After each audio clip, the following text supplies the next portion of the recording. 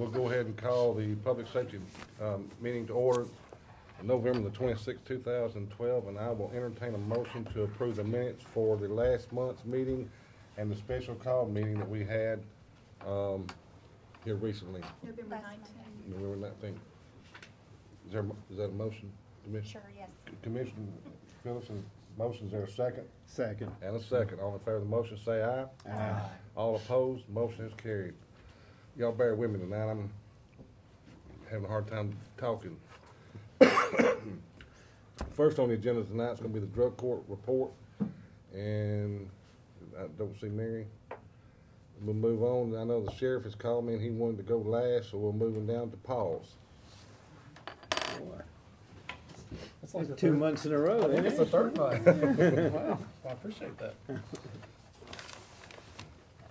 For the month of October, we had 745 animals that entered into the shelter.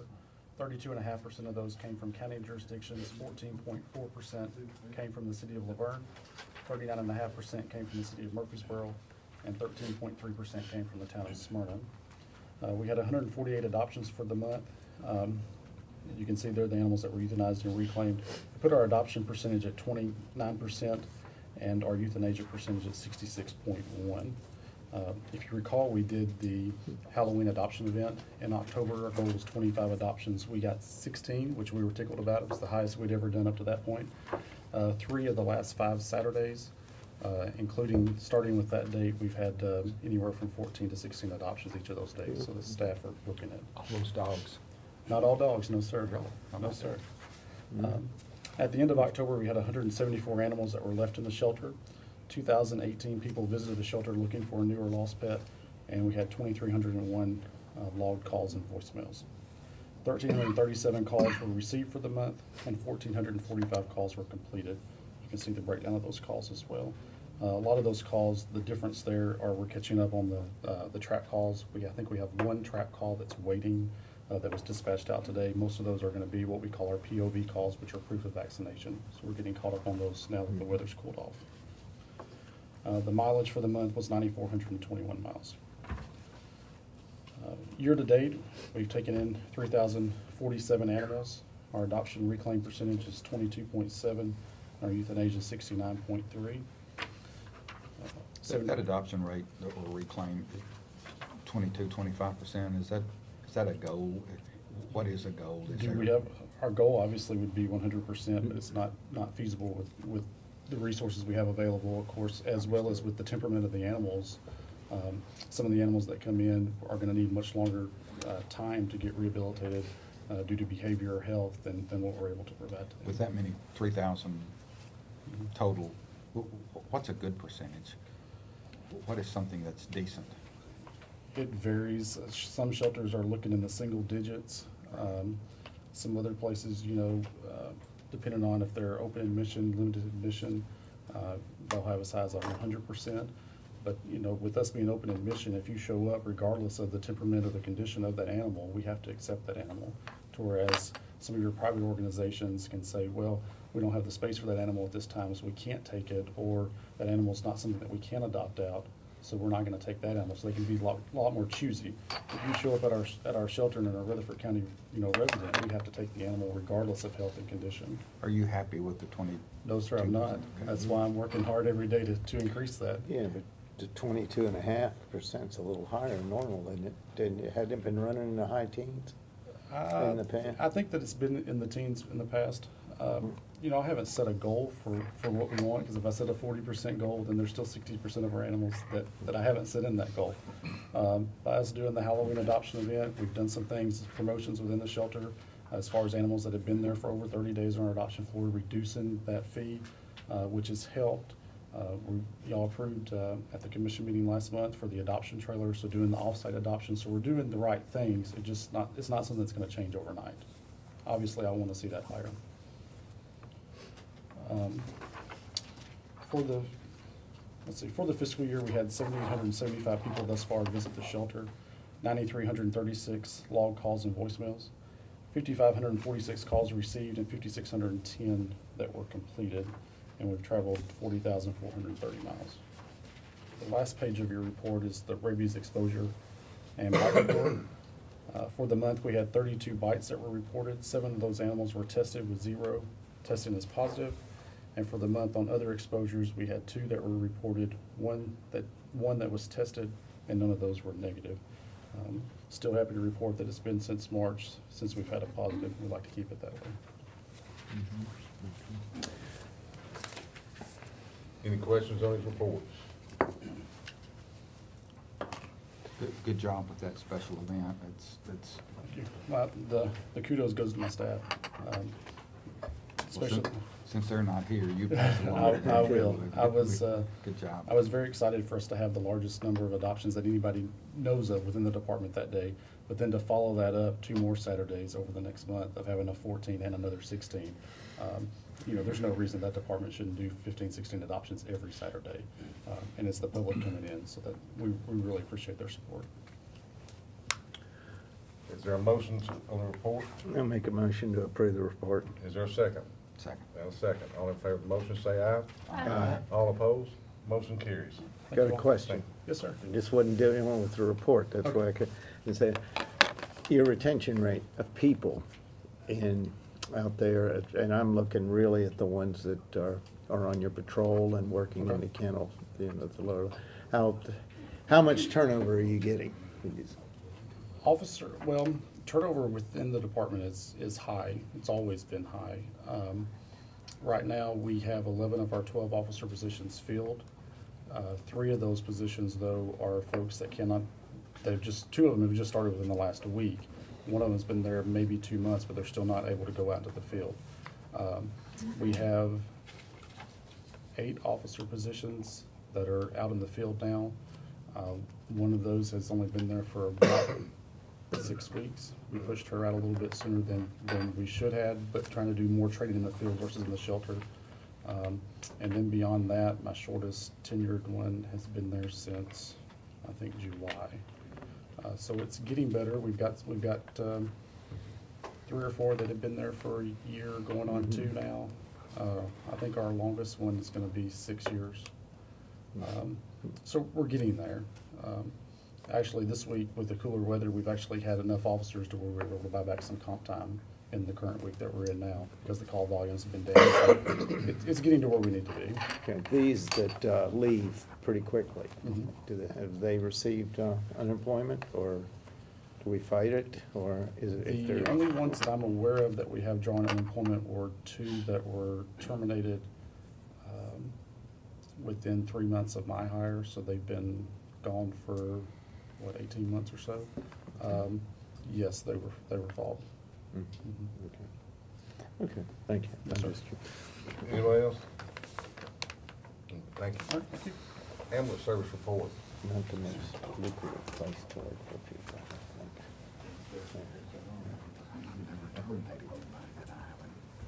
How you doing, Mike?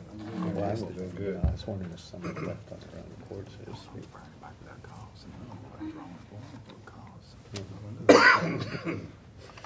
Whenever you're ready. Sound like I'm better than you.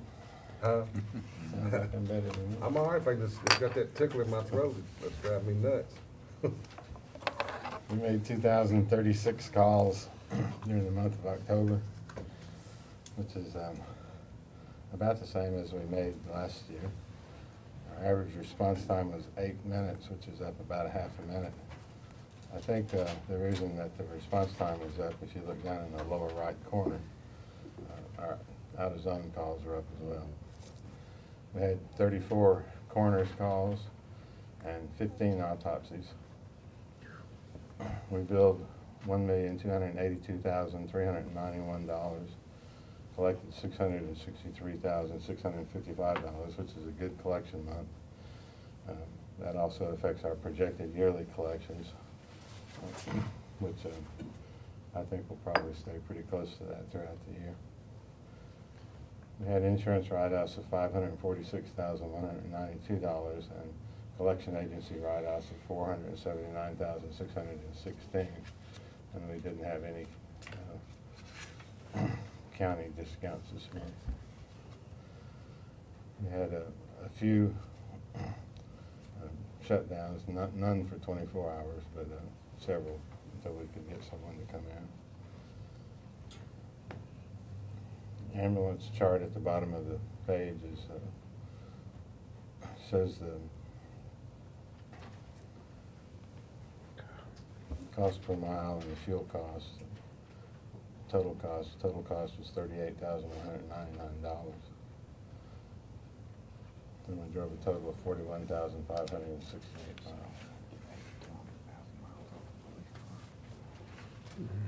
It's diesel.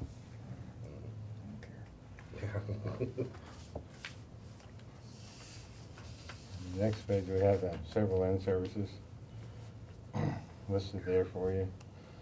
The REACT team and the special events standbys are numerous for this month.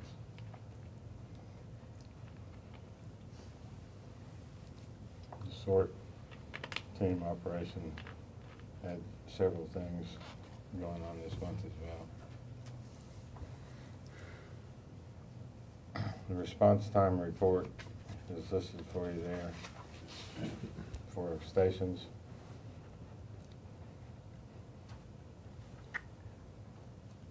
I want to ask something about the SORT team operations. It was the one said high angle recovery for fatality in a creek bed. Was that in this county? I think I do remember here. So. Actually, off of Elam Road. Mhm.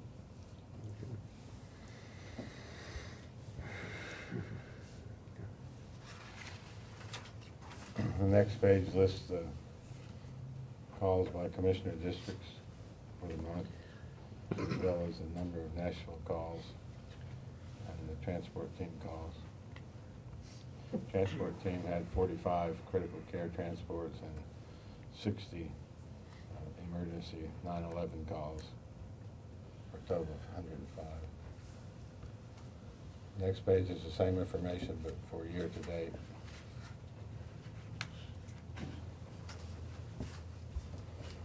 The next page is a matrix of the stations and the zones. The bottom line, the totals at the bottom of the chart, I think is significant, and would point out to you that zone number 4, which is MTSU, has been gradually gaining calls for the past year, to the point to where now that they've surpassed Burton Street. So that's a significant number of calls, and actually 133 of the calls are made by the Manchester ambulance, which is the primary backup for MTSU.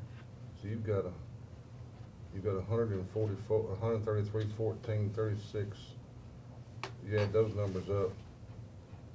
It's I'm not too good at this math here, but it's pretty close to the 215 that the first initial truck is making.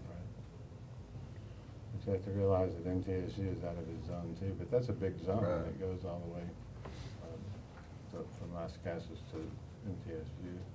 Response time in that district's up some too, right? Right.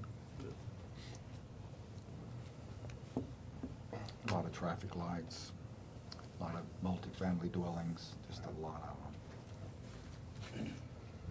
And the next several pages are just category things that we had 3 people that were recognized by WGNS for the going the extra mile for the public service award, and then a couple of thank you notes.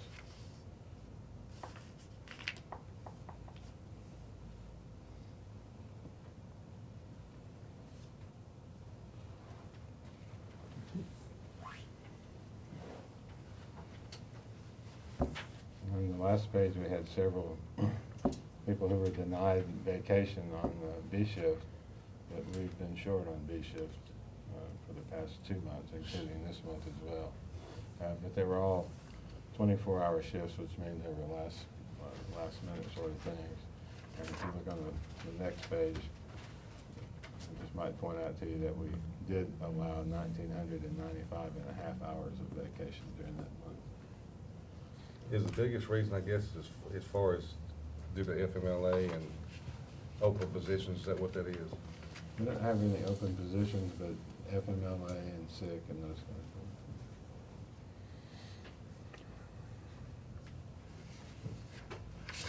Any questions for Mike on his report? Motion to approve the report. Got a motion, do we have a second? Second. And a second. All in favor of the motion, say aye. Aye. All opposed? Motion carries. Thank you, Mike. Juvenile detention report. Good evening. Good evening. You have in front of you your, a report from October, and I will happily answer any questions that you have regarding that report. Nothing, Everybody's basically paid up, pretty yeah, much. the ones that we're waiting on are just, waiting for it to come in the mail. Anybody have any questions?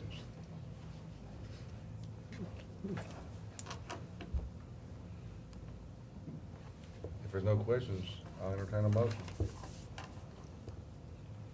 Motion to approve the report. Got a motion and a second. All in favor of the motion, say aye. Aye. All opposed? Motion carries.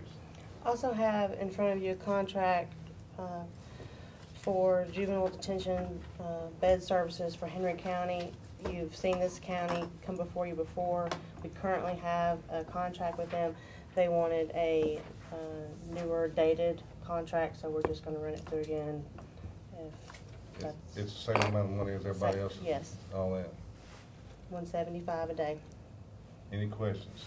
Why would they want to do a contract? Originally, Henry County has always contracted with Rutherford County, and originally we had the $125 a day contract, which we were still, Northwest. we still had a contract with them, but they didn't have the $175 contract on record, so they wanted to update it. Okay, thank you. But they've been paying the new rate, they just had the old contract. Right. Any other questions? Entertain a motion. Move to approve. Got a motion, do we have a second? Second. And a second. Discussion? Hearing or seeing none. All in favor of the motion, say aye. Aye. All opposed? Motion carries. Thank you. Thank you. OSHA report.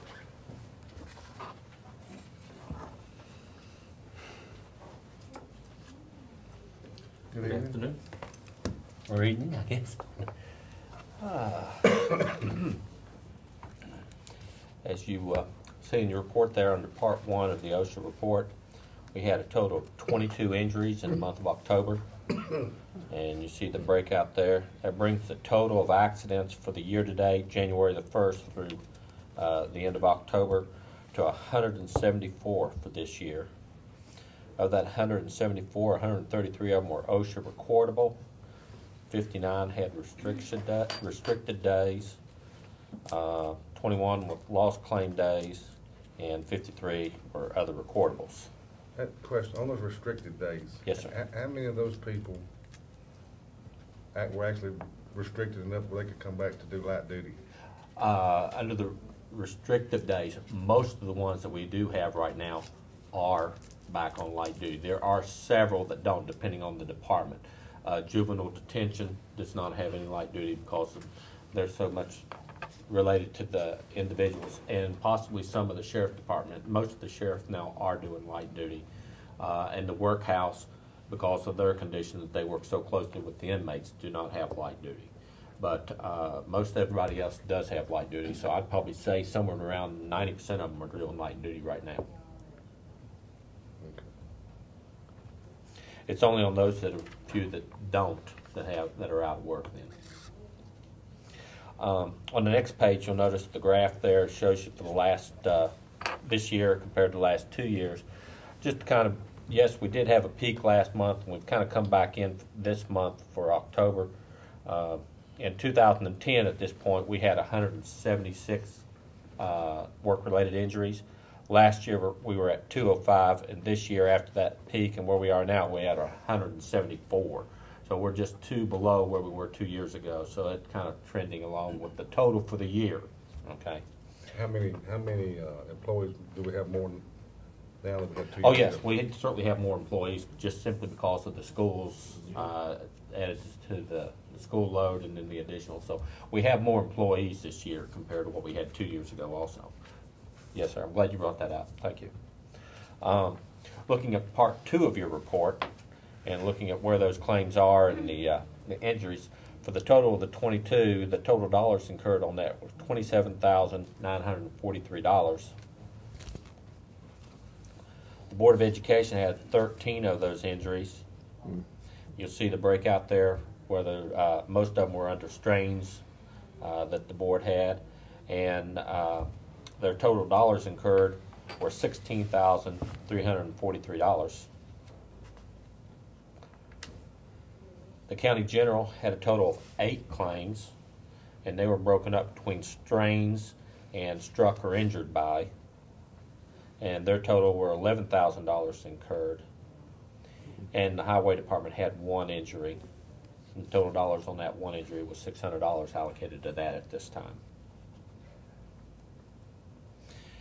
And under part 3 of your report, I broke down the county general on those 8 claims that total incurred were $11,000. You'll notice as you look down through there, those eight were broken up between the sheriff department, the election commission, emergency management, and that should be identified also as the fire department because they're in that right now, Paul's, and county maintenance. Gotta ask the obvious thing. The election commission, was that a strain or something from lifting or enduring? It's not all votes. Somebody got upset with the other one, it was I- taking them so long I on don't election night? recall. Let me see if I've got my Oh, it's notes something here. That's right. It could very well have been, and I want to say, moving the equipment and things like that may very well have been a strain or something, contusion or something like that from doing that, but I don't have it with me to tell you what exactly one that is incurred on. It's that. just unusual if they. Yes, they it have is. one. That's why. But you got to remember, this is the month of October, just prior to getting ready for all the things in November's election. So there's probably moving some of that equipment around and preparing. Get ready for early voting or. Yes, something like that. absolutely. Early voting going on. Some of those machines, it might have been also, I remember that the machines have a tendency to cut people handling the machines and things like that with sharp corners and some of that. And that may have been it too, but I don't recall specifically on the election commission. The cost associated with these accidents, like the Board of Education, Sheriff's Department, Yes, sir. wherever, are they charged back to that department? I understand that it is booked back to those individual departments through finance and Lisa Nolan's. They have somehow that they put that together and it's all gone back to those individual ones. Now, I know that some of them obviously pay closer attention than others. They have more control over it than some departments. But I do know that it's somehow reflected in their budgets, yes, sir. I'm So just not sure how it's reflected in their budgets. So it's a true cost of operating that department? I'm not sure I could be the one that answer that question. Robert, on budget, is that how that works? It's an operation cost for that department? I'm not sure. I'd have to But- go back and look at the budget to see where we've got When- it put.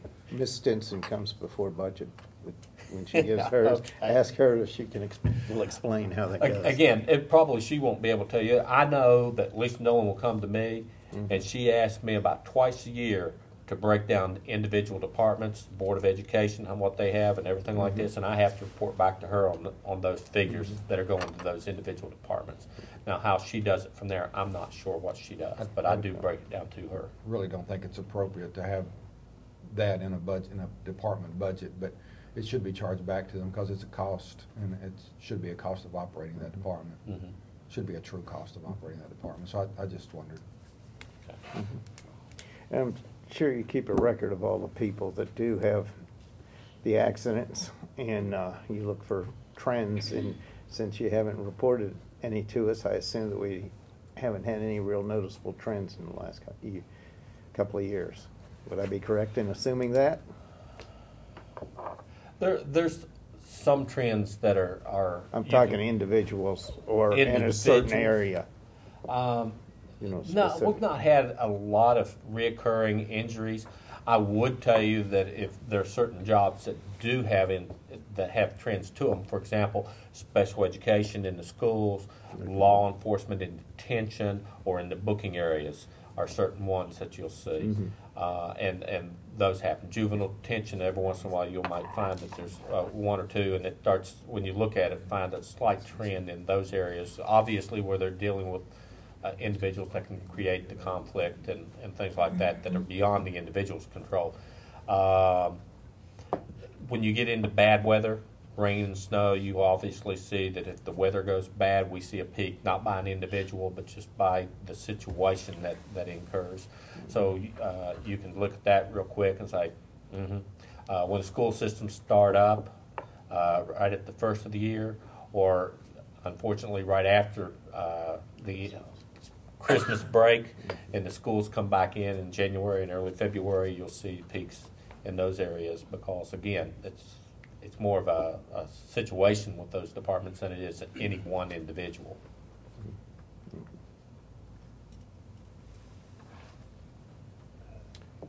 We need a motion to approve the report. Please. So move. Got a motion, do we have a second? Second. And a second. All in favor of the motion, say aye. Aye. All opposed? Motion is carried. That's all I have. All right, thank you. EMA. Good afternoon. Good evening. Good evening, whatever it is today. I'll give you all a minute to review if you have any questions.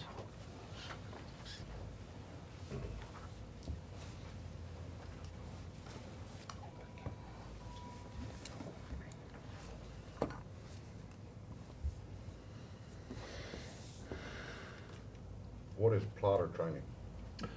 We received a plotter that came from GIS. They replaced this older model with a new, more robust system, and we were lucky to receive that piece of equipment in-house. So that'll allow us the opportunity to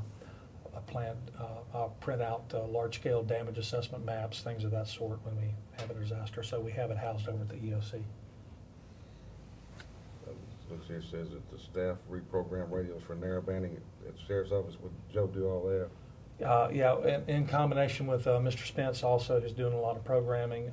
We're pretty much in line with our requirement to have that complete by the end of the year. We've got a couple of repeaters that need to be taken care of, but we're on track. Should have everything complete for narrowbanding, hopefully by the end of next week. How's the sheriff department reporting to you about the repeater y'all put on Tiger Hill? They got better coverage, or what's the story? You know, I have not received any information based on the improvement or lack thereof. I'll be happy to give a report from them and I'll put you ask some them when data they get up together. there, so All right. they're coming up. But I just happened to see that you tune their radios to the new frequency and move that repeater, so I was hoping that their coverage is better. Yes, sir. I would assume it should be.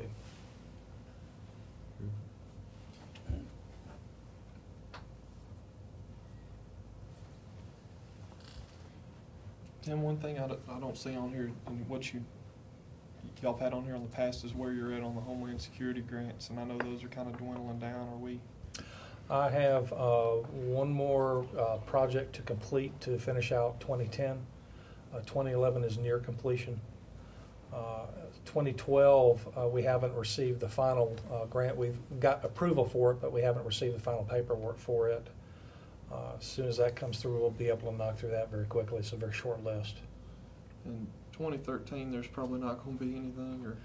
Well, you can look at it this way. 2012 is down to a total of $68,000 for the county, and that's less than a third of what we normally get. So there's no more free ride for the county anymore. No more free ride for the county. We're going to have to no. start paying for it. Okay, Yes, that's on sir. the next page. I didn't see it. It was on there. Thank you.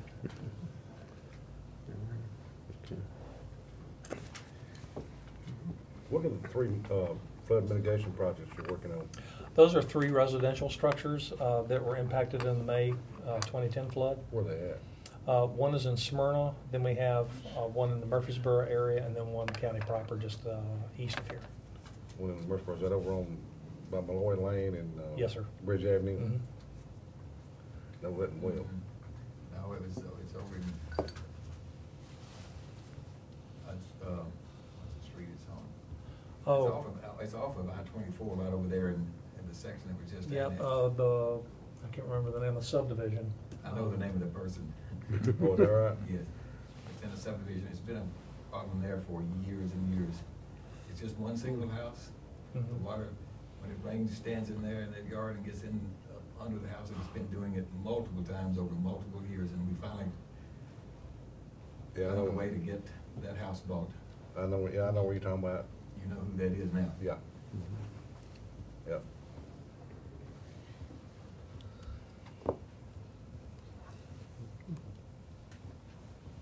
Any questions? Motion to approve the report. Got a motion, do we have a second? Second. And a second, all in favor of the motion, say aye.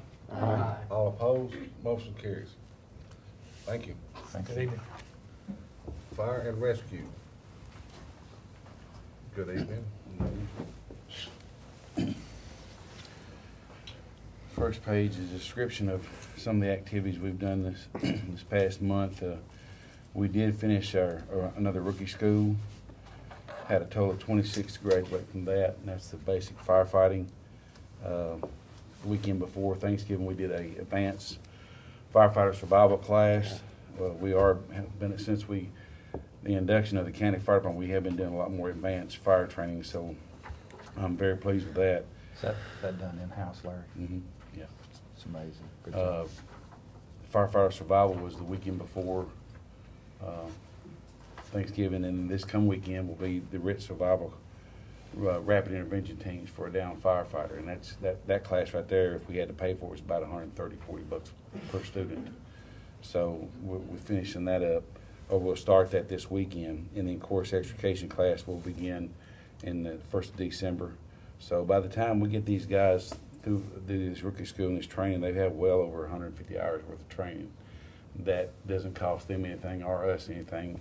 The only thing I have to pay is when each individual department sends their firefighter to the fire academy for their live burn weekend. It's $64 per student, which we've cut that cost considerably since we started doing that training in-house. Is that just Rutherford County departments? Is anybody else from surrounding counties wanting to piggyback off of you? I've had several people from Cannon County from time to time. We have one from Marshall County, but most of the time it's just Rutherford County firefighters who do the county fire department plus the volunteers. And so that saves the volunteers money for that class. The only cost for that rookie class, where it was $90 per student, is $180 for the whole class. And I pay for that out of my budget, so that assists the volunteers too on their training. I also did help assist Captain Spence. Me and him and Joe Gurley and Captain Spence programmed all the mobile radios for the Sheriff's Department and the handheld radios. There were so many mobiles and handhelds that it was a lot for him to tackle by himself, so we kind of worked together to get that done. Had a meeting this morning with the Planning Commission. I felt like it went very well. We conveyed some fire protection information to them and hope to look forward to working with them in the future. Also, this month, while we're updating and narrowbanding the radios on the fire departments, I met with Rockville Volunteer Fire Department first this month, and their board has voted to merge with the county. So they'll be coming, Rockville Volunteer Fire Department will be becoming part of the Rutherford County Fire Rescue Department. So they'll be coming under our authority, and of course they'll be just another one of our stations. They've only got one station now, They right? got two. They got two. They got one on Rockville, Rock Springs and Midland Road, and they got That's one on right. Rockville Road. That's right. Just an update, FYI, for what Larry said about the Planning Commission. The Planning Commission had a training session this morning, and it was on fire protection. And the next phase 2 of upgrading our planning department will be the subdivision regulations, and fire protection will be a big part of those, upgrading those subdivision regulations. That will be something that the planning commission will get into this next year. And all of the things that we talked about will be considered. All of the things that this committee talked about will be considered. Chief Farley will be a big part of upgrading those safety standards when it comes to fire protection, and we'll look at all of the options, especially adopting some of the fire codes that we've talked about in this committee. So that's phase 2, the subdivision regulations, and we'll begin to tackle that right after the first of the year. I look forward to working with y'all on that. Chief Farley, is there a way that you can print off a map that we could see just to look at what the county fire department has jurisdiction over and versus? We, GIS has just think it'd be and that- interesting to look at. it's also online, but Okay. I'll bring one to the meeting, or if y'all wanna see it, or just bring it to you, however y'all wanna do that. But we have a district map, that GIS has drawn up, and it shows the individual coverage area of each fire department. Of course, the county is listed as station 1, 2, 3, and 4. And then the other fire departments show their locations of their stations and where in the area that they cover. We've also got another map that divides the county up into 5 sections, which is rescue zones. So some of the rescue trucks do travel over into other fire districts as far as the rescue part of it. So I can provide you both those if you'd like. Yeah, that'd be great. Thank you. On October 23rd, you said you met with ISO personnel for an evaluation in December. Is that mean the rating is going to be evaluated? What we're doing, since we come up under the county authority, we talked with ISO, and they felt like we need to do an update on our ISO rating. So right now, what we're doing is we're doing all the inventory on our trucks. We're looking at all of our equipment. We are getting all of our, matter of fact, we're in the process this week of pump testing all of our trucks. Getting all this paperwork information, and I'm scanning this and sending it in them. So the more information he has, he's kind of surveying that now. So when he comes in here, he won't have as much to do while he's here. So we're looking the first week of December for the Rutherford County Fire Rescue Department to do an ISO evaluation, which will hopefully keep the ISO rating at a 5 where they were at, or even better. The only thing I think will hurt us on that is we have taken in Rockville also, and I'm including them in the evaluation because it is a part of our department, and the water supply out there is very limited, so that could possibly hurt us. Okay, but what it's going to show you is where you're doing better, where you're lacking, and possibly the rating can go down to a 4 or something like that. Yeah, and I'm possibly. getting a lot of phone calls from insurance companies too, that these insurance companies have taken a lot of hit with the East Coast hurricane and a lot of disasters and floods of the past year, and they're really coming down on the distance. If the house is not within 5 miles of the station or within 1,000 foot of a hydrant, it really affects the ISO rating for these homeowners. And what they're doing is they are map questing the address of that fire station, and that address, if it's 5.1/10, they're jacking them up to a class 10. So it's raising homeowners insurance up, several $100s a year. One thing I'd like to see after the evaluation is write down the equipment you don't have, because the county needs to go buy that equipment we're lacking to make sure we can get that lower rating. Because that's pennies on the dollar we're saving the taxpayers by spending a little bit of money to get, if you need another dump tank or whatever you need to make sure everything's outfitted, write that equipment down so this next budget year we can fix those shortfalls, because there's a lot of shortfalls. And we need to make sure that one little change in the rating will save taxpayers we've looked $100. We've looked at it, and based on what I've looked at right now, that will help us with, it's probably close to $8,000 and $9,000 worth of equipment. And I've got a budget amendment to address part of that tonight. So we are looking at what equipment we need and what would help us to get a better evaluation. Good deal.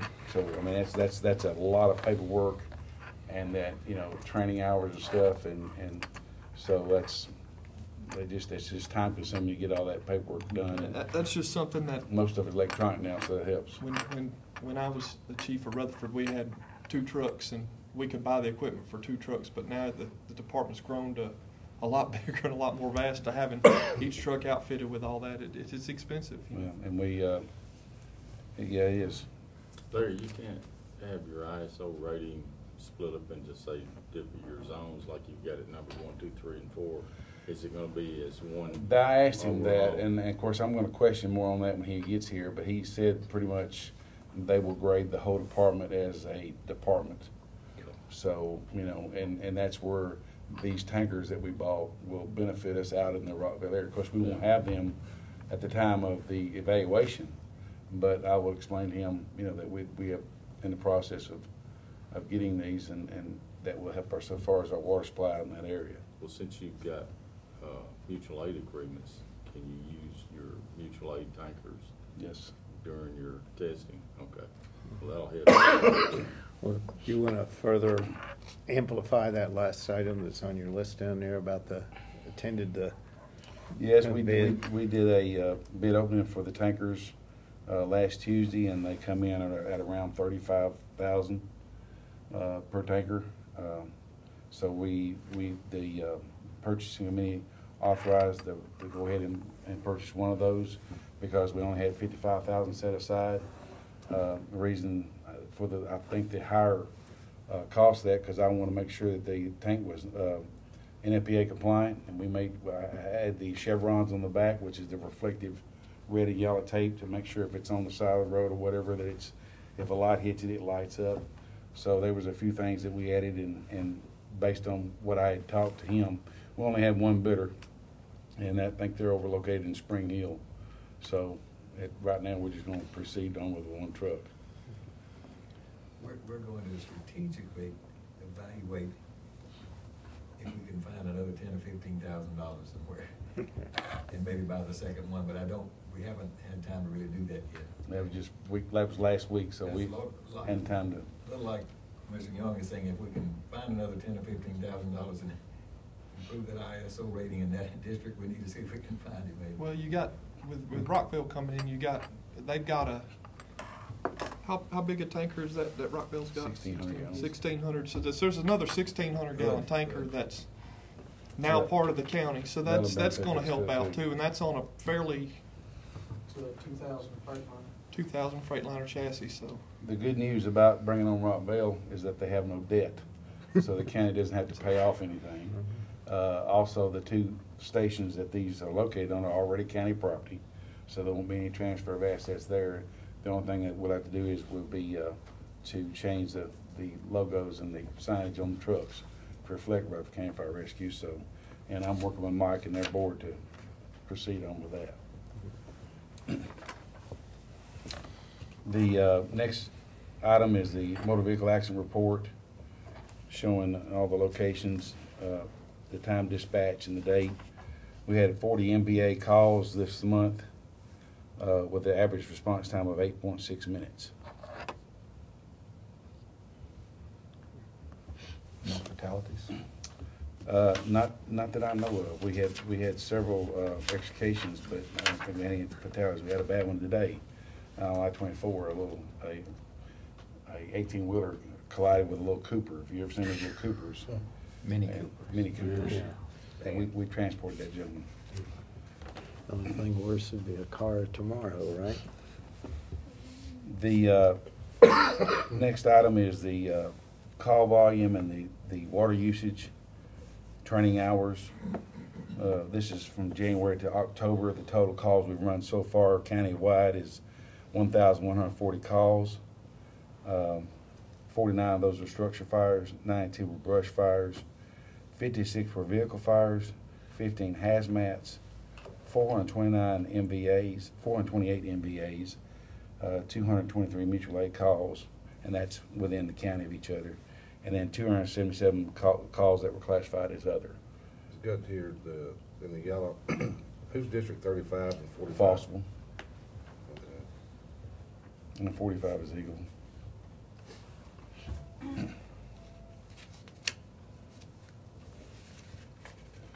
The next sheet is the addresses that we turn into the codes department that's had structural damage from fire damage.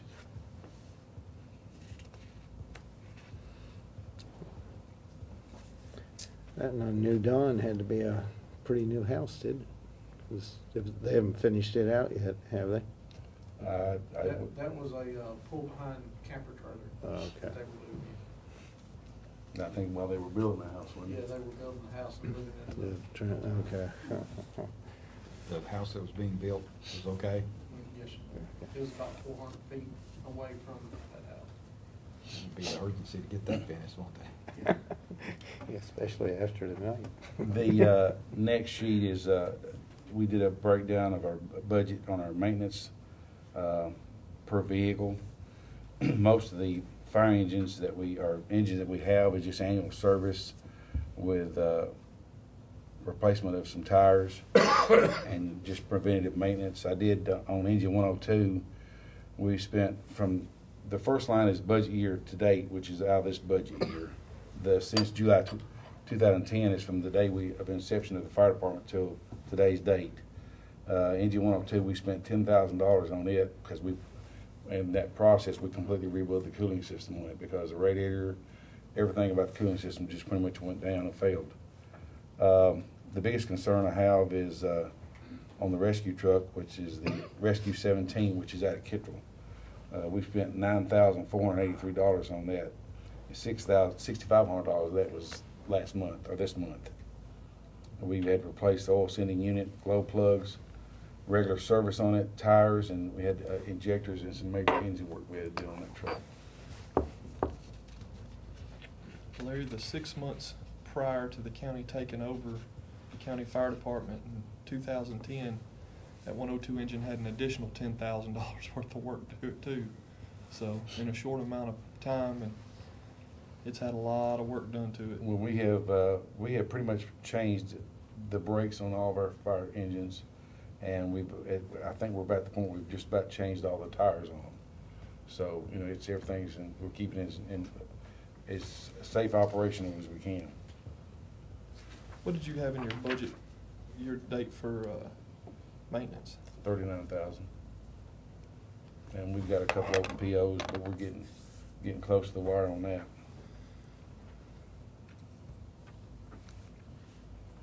But the engine 102 is 12 years old. The engine 101 and 201 and 301 are 22 years old. And that's my report.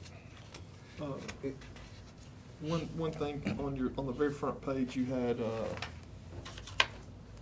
met with Kevin Lauer with CTEST concerning a 5-year plan. I know at our last special call meeting we got a 5-year plan from the sheriff's department. Are you going to give that sometime? What we're doing is we're in the process of working through that, and we want to bring back a 5-year plan of where we think the fire department should be in 5 years. And talking with Kevin, that's something I'd like that would eventually involve this committee, the public safety, and the county mayor, and then of course the command staff of the fire department, plus all the way down to some of the firefighters on the department. And the reason why I brought that up, and I know Mike Nunley's got a 5-year plan, and he's showed us some of that too. We got a terrible problem replacing vehicles in this county. We've got to do something about it. From the sheriff's department to the ambulance service to the fire department, we have no replacement plan, and I want to make sure that these maintenance costs aren't adding up, and we could be replacing apparatus and saving the county money in the long run. And I just want to make sure that y'all are getting that as well, so you're not left out. Well, it's something. Because everybody's got to fight for all the dollars they can get. So. That completes my report, and then I have 2 budget amendments. Is there any questions on this report? If it's not, I'll entertain a motion on the report. Motion to approve. Got a motion Second. and a second. All in favor of the motion, say aye. Aye. All opposed, motion is say aye. All right, the first budget amendment is transfer $7,000 out of the line item 336, which is repair and maintenance equipment. I'm moving it into 499, which is other supplies, and that's the money we're going to use to try to buy some of the equipment and tools and stuff that need to be on the truck that will help us on our ISO rating. What we do the other with it? And then also, the next budget item is the remaining funds that the county would be paying out through my line item to Rockvale is $22,500, and I've got that broken down in different line items that I'm going to put that in. And then at the top is a gasoline budget amendment from $12,000 out of the county's gas budget transferred over into my account. We're actually tracking approximately about $4,000 per month. That includes all of our fire trucks and all the rescue trucks in the county. Let me ask a question. So we're gonna take $7,000 out of repair and maintenance equipment Mm-hmm. and put it It's into only those? 2,000, isn't it? 2,000. Okay. Take 2,000 out of that and put it into other supplies. How much more money, you got 5,000? How much you got left in the repair and maintenance? Isn't that what you're, I got 7,000 in that account, and we're moving it. They leave I think 5,000 in that budget. That's not vehicles now, that's not, okay. That's what that is. That's small equipment Okay. for pumps and Okay. stuff like that. And we haven't had much expense there, so I'm moving that out. Okay. That out. That answers No, my I'm not question. going to be transferring any money out of vehicle maintenance. I can't afford to. That answers my question, that's what I thought it was. Yeah. No, it will save vehicle maintenance. Okay. All right. You all heard the request. Is there a motion? Motion to approve. Got a motion to approve, do I have a second? Second. Got a second? That's all of them, right, Robert? I think so, yes. Okay. I do, so the miscellaneous gasoline, that's coming out of the gasoline item that you keep in? Yes, sir. Yes. Okay. And yeah, I guess it's the first department, because that's what, that would be the first department to request out of that. I'm not So sure, but the 100,000 is what we started with, and I'm not sure this is the first one or not, to be honest with It you. says amended appropriation 88,000, so I'd guess it was, would be. Well, that's just what they put in there. They didn't What's it probably that check to 6 month see for? I if just it wanted was. to Well, but make it's- sure when you I knew where the money decrease was coming it from. comes out, that amount goes down, so it looks like. And some of the money that I'm getting from Rockvale, I'm also moving into fuel. So There's no question you needed. I just Yeah, want to yeah. make sure where the I'm money just was trying coming to, from. I'm trying to get some out of the money that I'm getting, which comes out of the line item of other contracted services that go to the volunteers. Out of what's left with Rockvale, I'm trying to move some of that into our fuel too. And just trying to divide it where I think we'll need it. Basically, all your vehicles are diesel. The majority of them, I have 3 vehicles that are gasoline. But you gotta figure that's 5 rescue trucks. Yeah.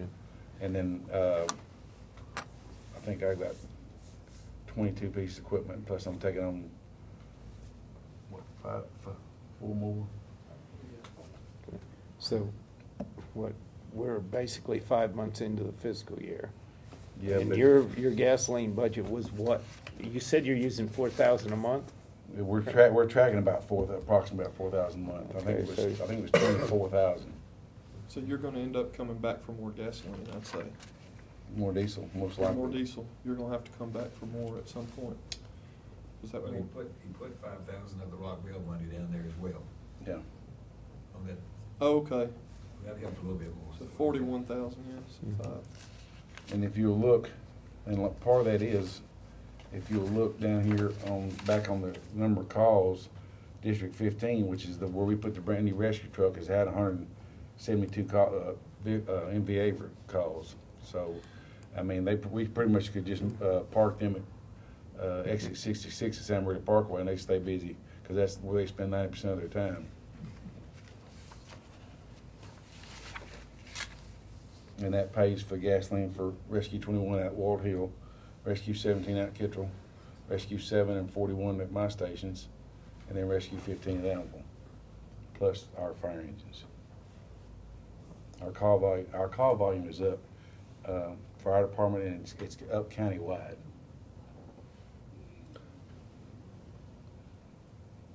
We have departments that haven't had much calls in the past that are constantly running.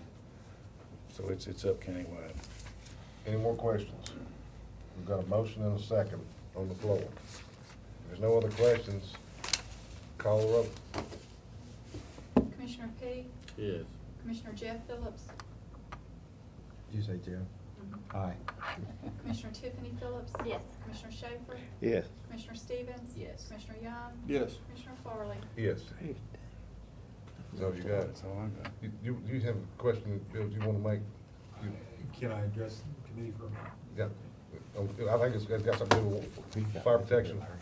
Yeah, you talked about the setting of standards for fire protection in your With the codes. chief of Rockville. And I was gonna ask whether or not CED was gonna be asked to participate, at least as an advisor or to provide answers when you have questions. I notice our name keeps getting bandied about and nobody ever seems to bother to ask us questions. We'd be more than happy to answer questions and address issues that you've got. And we would love to be a part of it if just somebody would let us know. Speaking from my experience in 29 years in the fire service, I think the water provider and the fire service ought to be working hand to hand together to be able to provide the best fire protection that we possibly can provide to the citizens. And we agree with you wholeheartedly.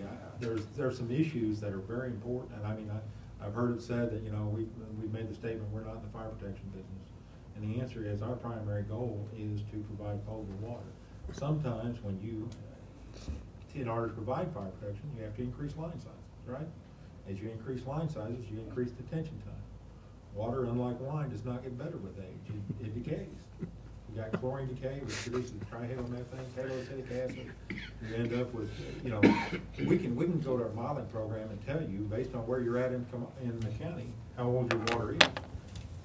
12-inch line, if you need to add a 12-inch line down this road to provide fire protection, your storage volume in that 12-inch line is about almost 4 times more than it is in that 6-inch line. Well, So, but my point is, suddenly, if your water entering that point is 3 weeks old, and it takes a week to get down to the end of the line, the end of the customer is now 4 weeks old, you put in that 12-inch line, it goes to 7 weeks old. I don't know if you ever pay any attention to how much water we flush throughout the county to keep things fresh, but we're flushing water all over the county in order to keep potable water to the residents here. And suddenly, when you increase line size, these are all issues we'd like to bring to the table, sit down and discuss. But I'll give you one good example. You look at the avenues, I mean, that's 20-inch lines out front, 12-inch lines running inside there, provides fire protection, 1,500 gallon a minute. I assume all the hydrants are that or much or more. What you don't see is on the back side of that, the avenues out there, which you realize you've got a lot of good-sized customers in there. We're flushing water on them during the summer months, keep that water fresh. Another thing you don't see out there though is those buildings out there are sprinkled. We've got Commissioner Phillips and I both.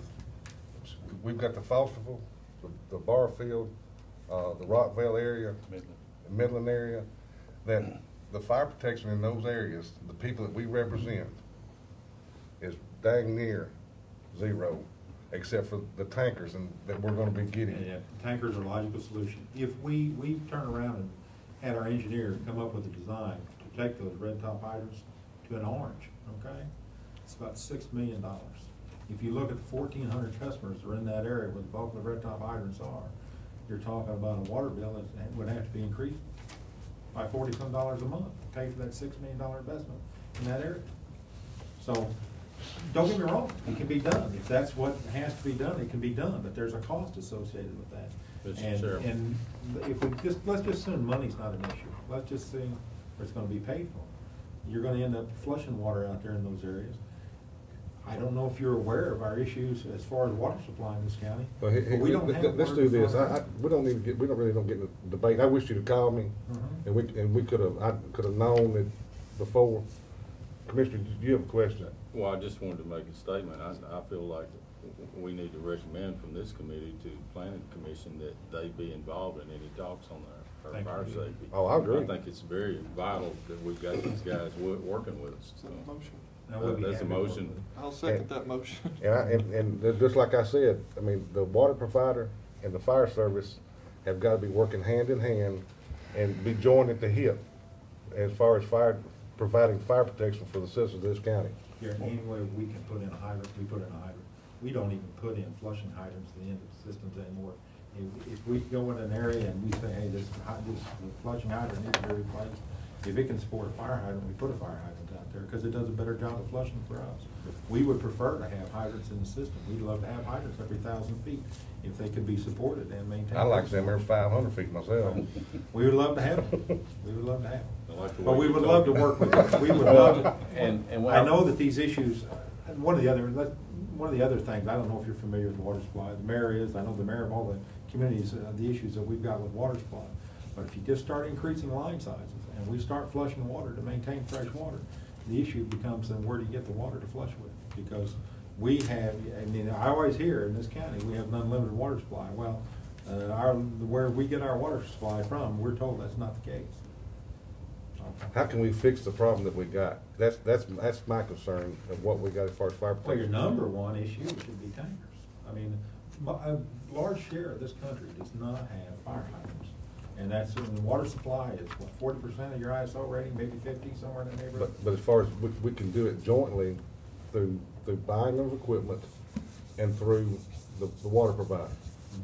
But it's gonna be, we've got a situation now we have to deal with. We're gonna have to try to improvise and make some gradual improvement. We've gotta do a better job about planning and what we approve. Yeah. That goes in for development. Right. So that we don't continue To create these problems. create this probably a more difficult situation. You move out here in an area that's served with 6-inch lines that are 5 miles from a tank, you're not gonna be able to put fire hydrants in that area unless you wanna build 5 miles of line back to the tank in order to provide the supply, and then you gotta have the water available to them. These are hydraulic issues, they're engineering concerns. I mean, if you feel like you need an engineer to listen to what we've got to say and evaluate what we've got to say, we'd love to have that. We'd love to have it, because we want to provide fire protection everywhere we can, but sometimes providing fire protection in certain areas is gonna go to the detriment of the quality of the water that people drink. I will say this, I got to come meet with you and discuss a lot of the issues, and I think y'all have a lot of unique solutions to the problems across the board. They're not going to fix everything.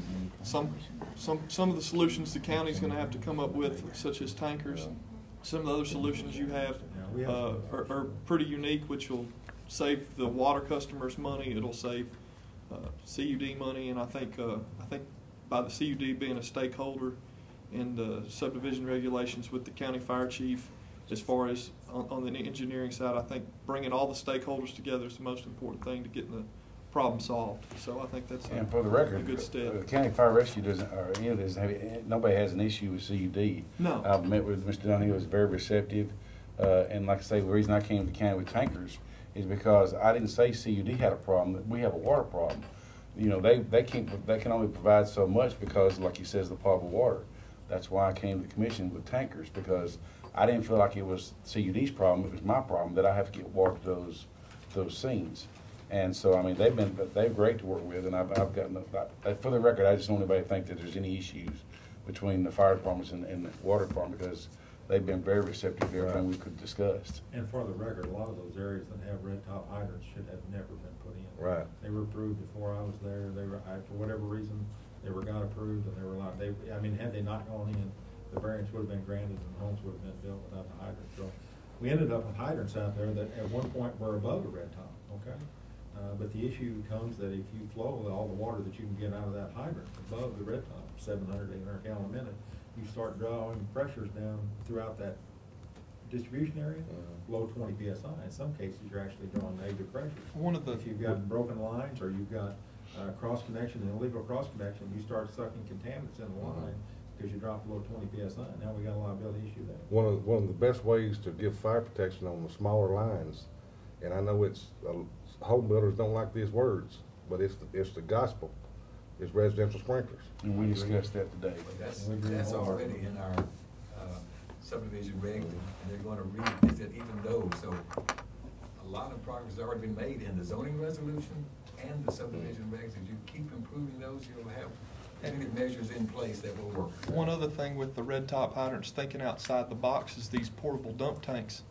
You're not allowed to pump off of a red top hydrant, but you can stick the dump tank right in front of the hydrant and let it flow water straight into the dump tank and draft out of the dump tank.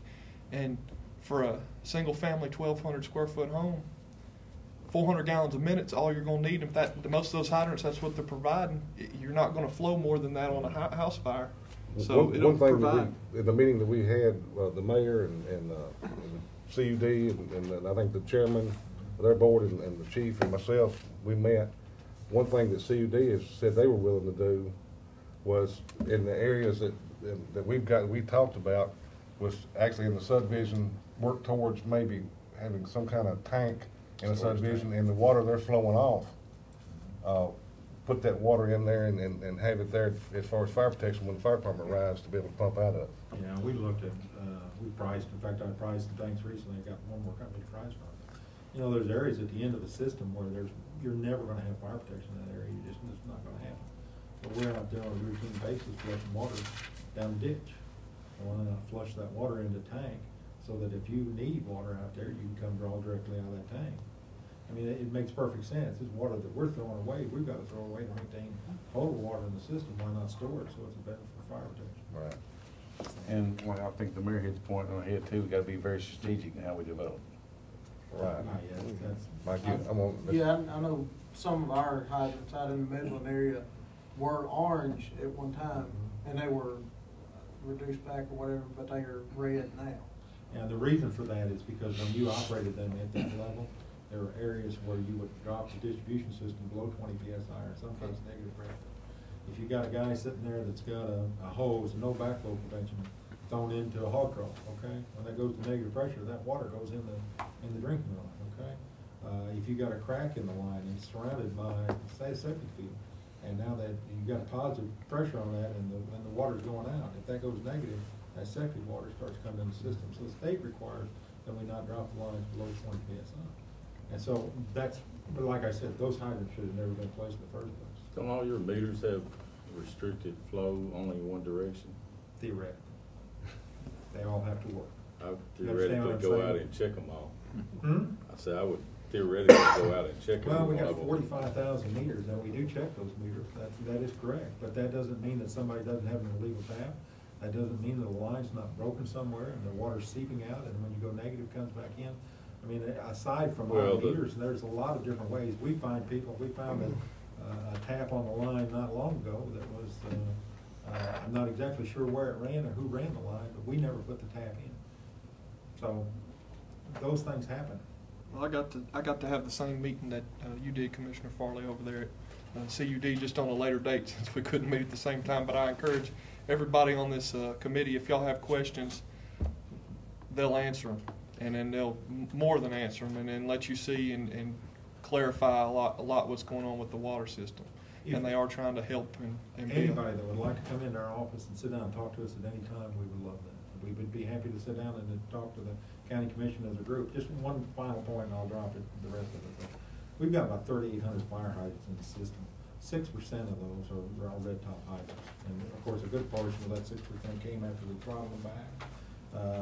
75% of our customers to date have a hydrant within 1,000 feet, a non-red top hydrant within 1,000 feet of their residence. So it's not like we don't provide fire protection anywhere, but the vast majority of areas we do have decent fire. Is there any way you can give an area, because I know you got part of the city, and that kind of sways some of the numbers, I think. Sure it does, but we also have red top hydrants in the city. It seems like the house catch on fire is always further than 1,000. Well, that was there a long time ago. That's still there. I hope it would be gone. That's a long I hope time it ago. would be gone within the next 4 or 5 months, but it's been there a long time. Yeah. That was there whenever it was annexed. That's been there a long time ago. And once again, that comes down to pipe size is why it's that. I forgot to introduce Chief Mike Walls of Rock Bell, who's going to be becoming a part of our department. He was here tonight just to show support the merge. Chief Farley, I think this would be a good moment to just kind of express our sympathy. We have a fire chief that passed away on Saturday night, Chief Steve Walker, out in Fosterville. So express our sympathy to the family. We will be honoring him Wednesday. Yeah, he give a lot to the Fosterville area, and he helped take Fosterville, and he turned that department around, and he'll be missed out there. Ellenville Road. I don't know if you know what's going on out there, but long-term contract that should have been done 6 months, 8 months ago, maybe 10 months ago. But the bottom line is there's now a 12-inch line that runs down Ellenville Road, and all those No hydrants out there, or low flow hydrants are all now. They're probably 1,000 gallon a minute. That's good. But that's an area that was about $2.5 million spent. And to increase, and also increase flows out there, increase fire protection. Okay, that's good. Appreciate you coming. Thank you. Well, thank you. I'd be happy to be here anytime. Any question anybody has, anytime. I mean, we're available 24 hours a day, 7 days a week, seriously. All right, next on the agenda is. You did not vote on that motion. What motion? Listen to me. You have a motion. We never voted on it. It's his motion. To recommend to the planning commission to involve CUD in discussions on fire protection. Okay. All right, there's a I seconded there's it. a second, okay. It's already gonna happen, but it wouldn't hurt to have, it wouldn't hurt to have a Well, motion. have it in there for sure. All right, all in favor of the motion, say aye. Aye. All opposed, motion carries. Appreciate you keeping me in line here. All right, Correctional Work Center report. Welcome. Hey, do you want to speak this guest I told you about with Swanson? Okay. The work release Yeah, program. yeah. Mr. John McKinney with Swanson. And they're one of the employers with the work release program, and wanted to share with y'all how the program is working and some of the good things. It's been going now about 6 months, and they're one of the first ones to employ some of the inmates there. Okay. All right. Well, we're very excited to be part of this test program that they're doing here, and I guess really what we wanted you to know is maybe what you don't know already about the program. You might know how the program works. There are inmates that come in, they do a long interview process before a board, and if they're approved, then they're eligible to be a participant in this program. When they come to our facility, we get to help them through the rest of their time that they're incarcerated. But besides that, what we do when they get to our facility is we offer them Bible studies every week. We offer them prayer times every morning.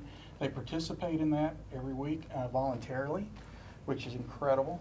But what we see from them is really at the end, we just have one graduate out of the program. So first female that graduated out of the program.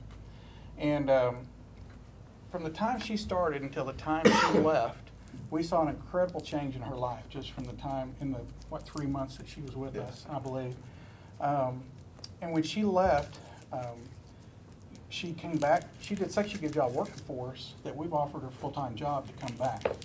And I think that's what part of this program is all about, is getting these people rehabilitated to the point that they can hold down a full-time job when they get back into society.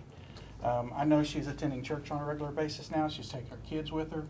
And so, she has a changed life as a result of this program. Now, the program is not just what we've done for her since she's been at our company, but the program is actually what has been happening over at the facility as well. If I could say anything to you, these guys do a great job at the facility working with these folks. But as good a job as they do it because of one thing, and that is God has put a burden on their heart for people. These are inmates, and we understand that, but they're also people, and they deserve a chance. And we're giving them a chance by introducing them to some of these programs. I know we've had 4 people come through the program for us. We've had 1 graduate, and it's just incredible to work with the superintendent and the captain and the sergeant over there that we work with and watch their passion for the people that are in their facility. This is not a facility that just warehouses people for a period of time and let them back on the street. They have a passion to change these people's lives. And we're happy as a company in Rutherford County to participate with them in that passion. So, okay. Thank you. Like I said, I just wanted to explain actually the work release program, because I know we talked about it for almost a year before it actually took office. So I wanted the committee to hear exactly what's been going on with Well, it. it's good to hear real life situations. Sometimes we don't know what's going on in the field. Sometimes you don't work in the field where it works maybe inside the office, or vice versa. Right. And we want to hear the good things that are going on out there, and that's good to hear this. We actually had a celebration meeting with the first graduate? Yes, with the first graduate, and we presented her with a little plaque for completing the program, and then, like I said, we offered her a full-time job to come back, and she's doing that. But at the same time, we videotaped this whole thing, and we're completing a video right now of kind of her history with us and the program. And we're hoping to have that ready in the next week or two for a presentation. But I think it'd be very interesting for y'all to watch that and see where she came from, how her life has changed, and now how she's going back out as a productive citizen. She was waiting at my office at 6:30 this morning when I got there, and she didn't come to work till 7:30. She was on the front step ready to work. That's good. So, Well, I want to thank you as an employer in Rutherford County and taking the chance and going out there and helping the workhouse with this project. I hope more employers step up to the plate. There's a lot of people that are out of jobs, but there's a lot of people that aren't working because they don't want to work. And these inmates, I know, are wanting to work, and they just need that chance. I hope more employers take that step. well, for us, it's part of our ministry. We work with a lot of different programs in the area, and actually when they came and talked to us, the president of the company and I had already been speaking about how could we develop a program like this using inmates on a more regular basis to do some of the work that we do. We provide Christian gifts and products to stores like Lifeway and Salt and Pepper. And so we have a warehouse facility, shipping and receiving, and then we do a little manufacturing as well. But we were very excited to join the program and very, very pleased with how it's worked out so far. Basically, it's called rehabilitation and turning people's lives around, making them doing something for the good instead of out here continuing Right. down a bad road. That's So right. That's great. That's good. Thank you. Thank you. Thanks, John. You know, before I go on my report, Pastor Spurgeon's over here with New Vision. I just want to recognize him. You know, with New Vision Church is one of the churches that's really stepped up in the community. And once again, the stuff that, or the activities we do, or programs, they're just programs. They don't work until the community gets involved. And the churches, and New Vision is an example of that. That has really made that place a difference for them, and not just the inmates, but their families also, because they entwine them into a lot of the programs and bring them together. And even now we see 20 to 30 inmates show up to their church and other churches around the community on a weekly basis. So I just want to say thank you once again to what they're doing at New Vision. If we could do the thing we talked about, do a couple of them. Right. And I already told them we started working on it, and we'll be getting into the mayor's office probably in the next couple of days. So work. All right. Do you want to say something? Yeah, I want to thank you all for the opportunity. And we believe, as John said, we believe in transforming lives inside out. And as the superintendent said, I've been in the prison ministry for almost 9 years, and I've never seen anything happen in the prison ministry the way the Rutherford County Prison Ministry is happening. And we have been working with inmates and inmates' families. The best thing, my heart is to stop the recidivism in the county. And God has been gracious in helping us do that. We just celebrated Redeem for Life conference, where we brought inmates where we worked for the past 3 years, and people who are incarcerated. I wanted the men and the women who are out, who plugged into the community, into the church, share their stories, and allow the inmates to listen. If they can do it, the inmates who are incarcerated, they can do it too. And the best part is, I'm glad I'm a part of New Vision. The church opened doors for inmates to come and worship with us.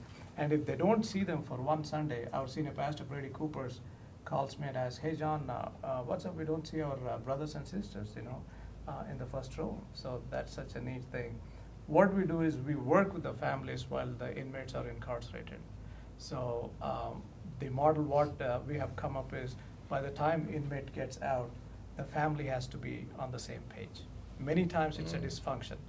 The person gets saved, he attends programs.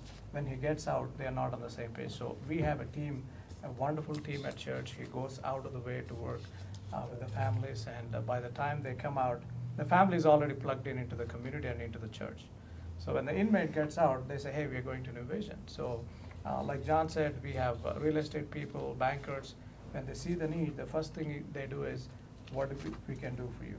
And even before coming here, a woman inmate got out, directly came to the church and said, "Pastor, I need help." I called some of the ladies and said, "This lady needs housing," and they embraced her.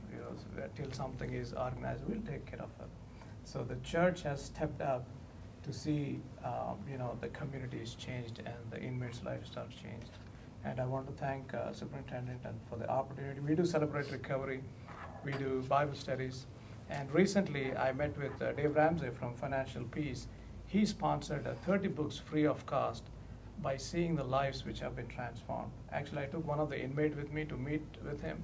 He was blown out by the testimony what this lady gave.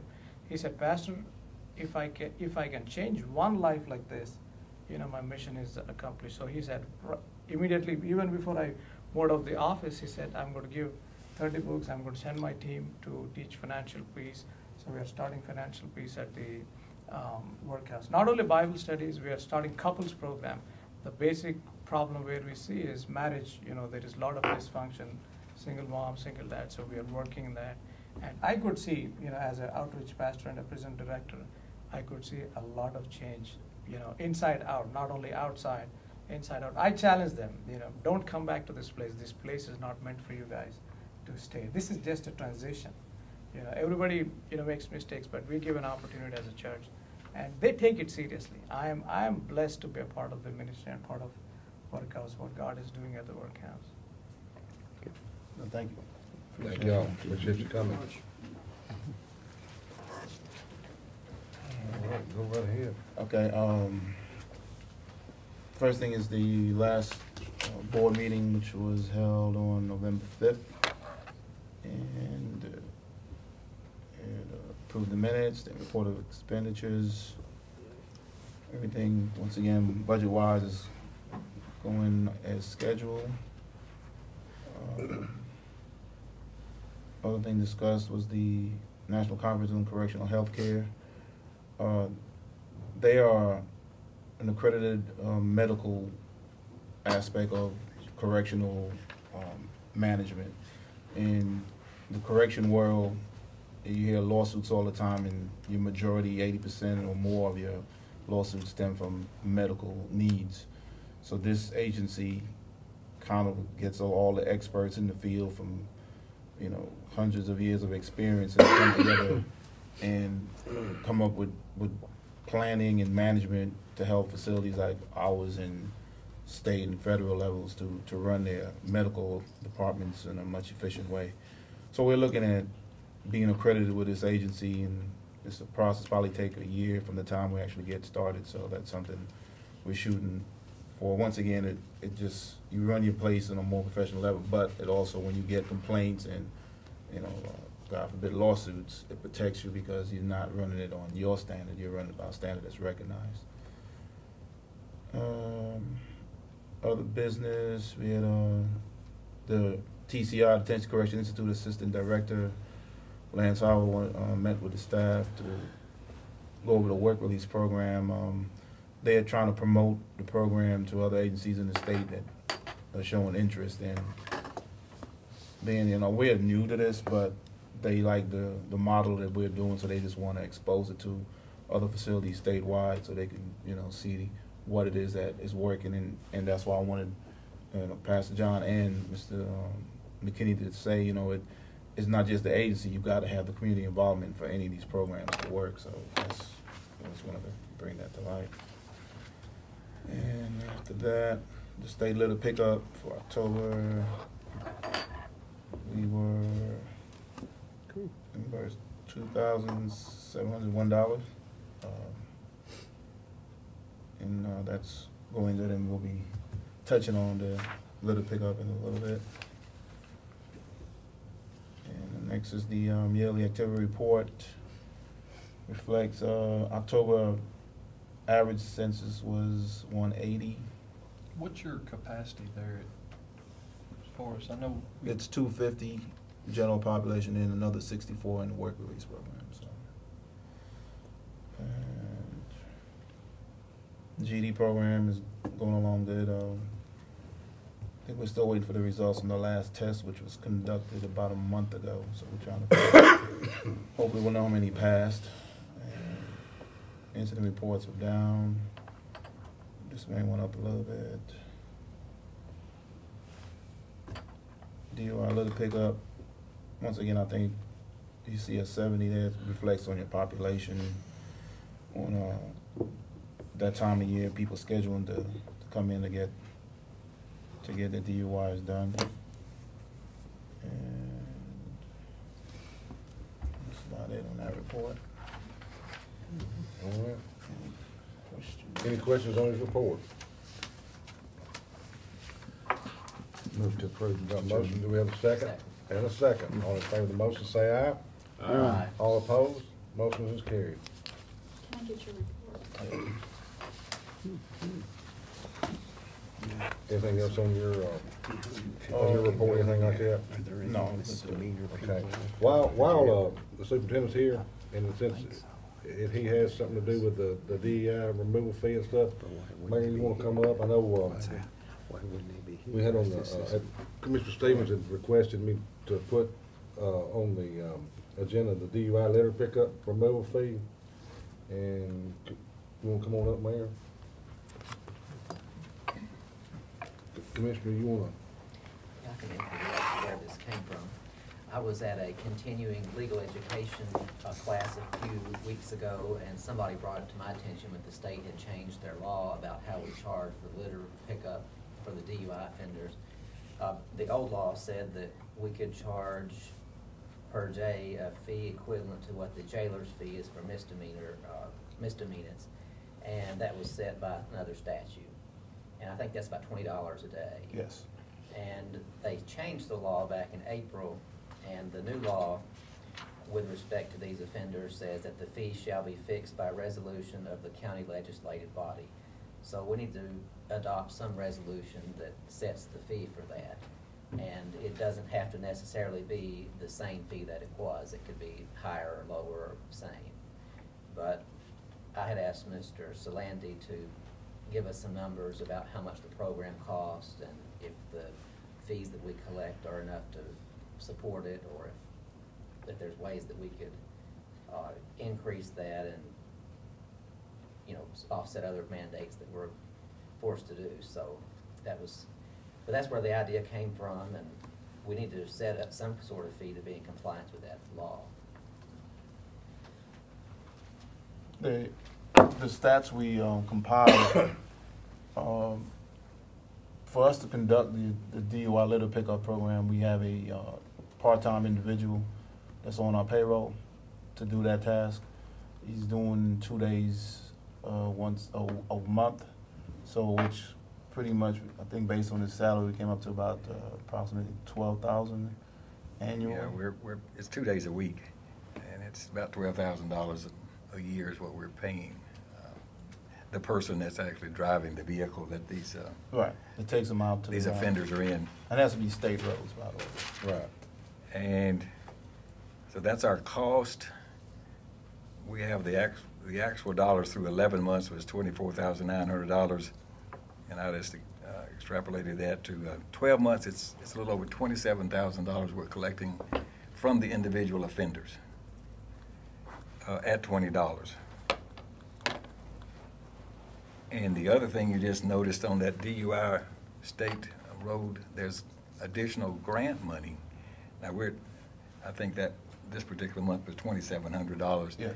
All of that money is not achieved by these DUI offenders. There's another team of people out doing the same, but part, maybe half, I don't know. We haven't drilled down that far of that $2,700 or $3,000 a month is also additional revenue that's being generated by these offenders. So if it were half, there's another maybe $15,000 to $18,000 that we're gathering out of that grant money, okay, from the DUI offenders. So probably we're getting in excess of $40,000, maybe $45,000 a year in revenue from the DUI litter pickup offenders. And the $12,000 is all of our expenses. The actual fuel that's associated with that vehicle is recovered through another grant that Solid Waste puts it into all of the fuel cost of their van and their other equipment there. So that's about the overview that we've come up with this afternoon as far as So the $20 we're doing now is actually paying for our cost plus more. Yes, it is. Are they having to spend the night in the work center that No. weekend, or they just come and report? They're reporting that early that morning, do their 8 hours and go home. So that truly is their only cost, is the What would it, speaking of that, what would it cost us if we didn't have this program as far as incarceration of, do we have an idea? We have a cost report, and I should have gotten that number, but it's in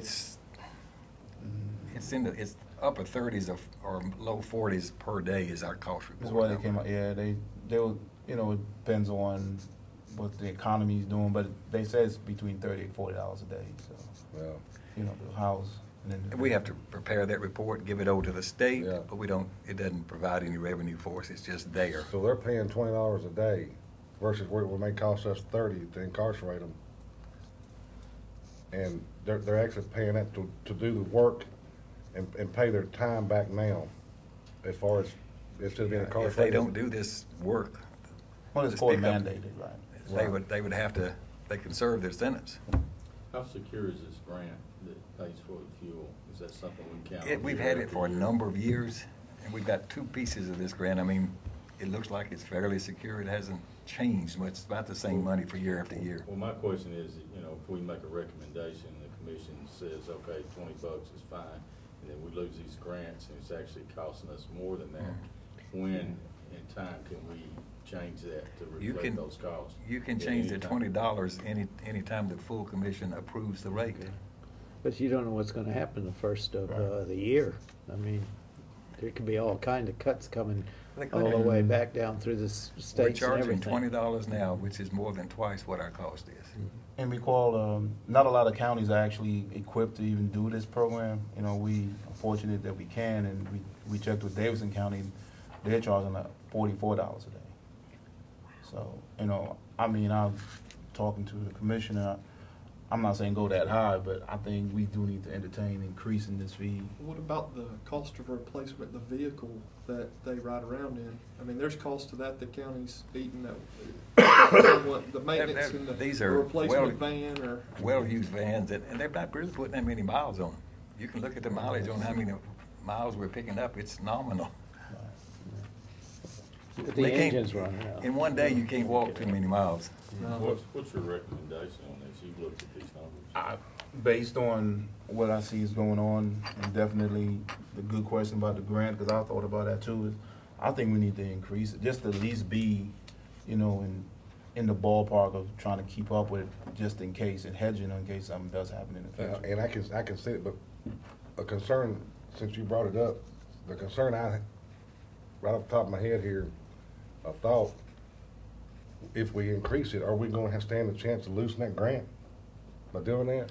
I don't think the grant people realize, they haven't used that as any balance against other revenue we're collecting.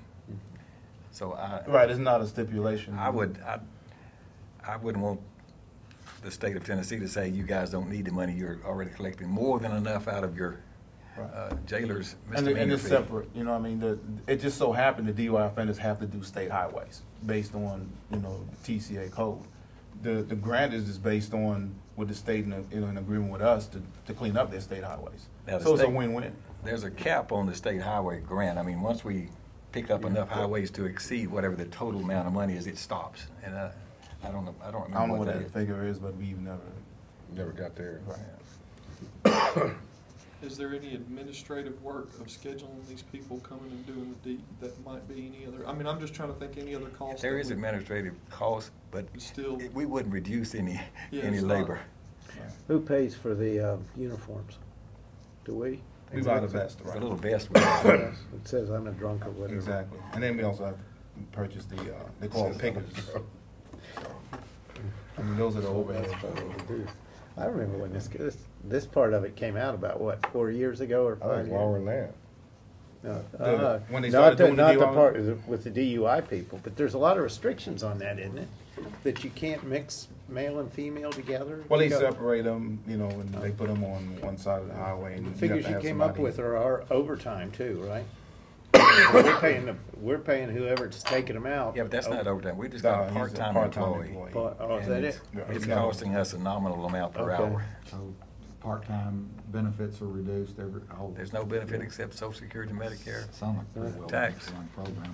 But what Because we it need- cost us when it what we first need came is out. is a resolution to comply with the new state law, the new state regs, and to set the rate, right? You're recommending that it be raised. Yes. How about you, Mayor? I'm not recommending that we raise it very much. I mean, these people, what we've just been talking about is putting people back out there in a public way where they can function. And I don't want to put a burden on them that they can't afford. I don't want to push any of them back to serving time as opposed to doing this litter pickup. So They have to serve it's up to you. 2 days, correct? Sir? Right, So DUI they first. They have to serve 2 days, so they'd have to pay whatever the rate is times 2. So if it was $20, they'd have to pay $40 for their entire litter pickup, because it's $20 per day right now. Right. Does that make sense? So the more you increase it, you're actually increasing it by, if we increased it by $10, you're really putting $20 more out of their pocket versus $10. If we weren't recovering substantially more than our cost, it'd be one thing, but we are recovering our cost. Now, again, it's a revenue potential source. That's a choice you're gonna have to make. I don't wanna go to $44 like Davidson County. Obviously, they must not be nearly as efficient as we are. I don't understand that. They're not. I don't know. Yeah, But $25 to $30, maybe it's okay. What if we started off with 25 as an example? And Yeah, then- we can look at it. And then next year, if we see we need more, or could need more, then we can always raise it, correct? You Unless can they raise change it any state law. time you choose, any month you choose. Well, see, you gotta also look at it, just, most of the time when the state comes out with something, it hurts us. You know, and I think of the mental health thing and all that type thing that they give us, and other things that, when they come up with the ideas, and they may be the great ideas, like, I'm just saying, more math for the kids in high school, they gotta get 4 years, they gotta get physics or chemistry. But we pay for that ourselves, they give us nothing except the edict, so. Can we put the resolution together? Does it have to go to steering as an example, or? I don't think it does in this particular case. Does it have to go to budget? It'll have to go to budget. Can we do it and then forward it on to budget? Yeah, you can do that. You can make a recommendation and then. Are there any restrictions on this money, how it can be used? Not that we're aware of. It'd all go back into the general fund It anyway. all goes into general fund. The source that told me this said that we're leaving a lot of money on the table potentially. So I move that we set the litter removal fee at $30 per day. I'll second that. Got a motion and a second on the $30 a day. I'm glad you got that out of the way. That's as high as I was gonna go. All right, is there any discussion on the floor? Of course, being on budget, we need all the money that we can get to pay the bills that we've got. And, you know, I feel like these people need to be paying their debt to society, but if we're making money off of them right now, I'm not into squeezing blood out of turnips. You know, so I think 25 would be about as high as I could go, so, you know, well, that's all I'll say about it. Are you, would you be uncomfortable with 30? No. That would be something that you would be comfortable with? And my understanding is these people have to pay the fee before they start doing the litter. Right. So they bring the money Right. then. We don't have to worry about collecting this after the fact. Is this something they have an option? The judge says, would you like to do this or go to jail or? Well, DUI first is not an option. They have to pay that. They have to do the community service and also the mandatory 24-hour sentence, 48 hours, excuse me, 2 days. So they can do the 2 days inside of a jail, or they have that Swain Center they allow them to go to. So, you know, this guidelines is one of the commissioners said that they have to stick to, but they can't get around the community service, and they have to come to us to do it. So. Okay. And they will pay it. I mean, you know, I know it's an increase, but the economy, I don't think anything is going down when I look around. Even bread is up right now. Water's even going up. Yeah. Just not water. I'm not talking about drinking water, I'm talking about bottled water. Talking about going through those 12-inch lines and No pun 20-inch lines. intended. Flushing it.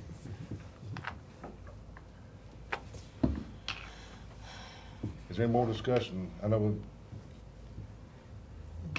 How many How many DUIs do we have a year that come through there? Do you got that? You've had 415 offenders through 11 months.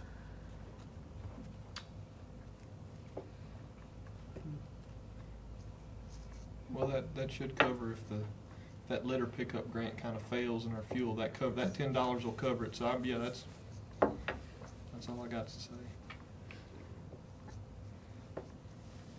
Any more discussion? You mentioned resolution. Does there need to be a new resolution attached to Yeah, that? it will. Before it gets to commission, you'll have a resolution that you adopt the DUI offender litter pickup fee at $30 a day is your motion right now. Okay. I will add, if that grant went away, I could support the 30, but.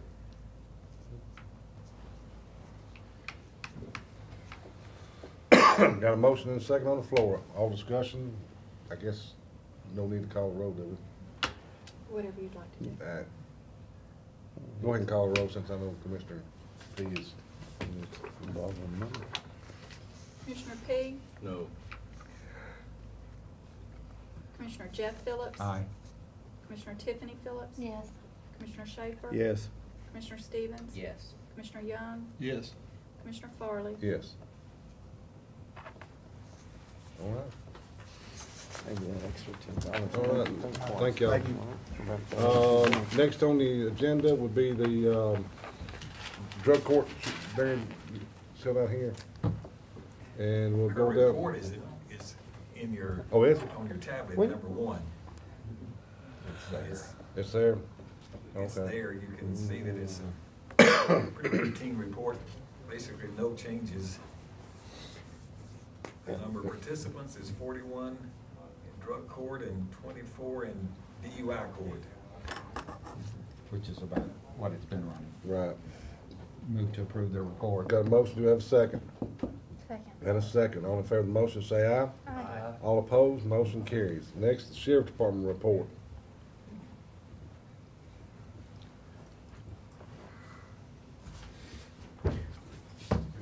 Yep.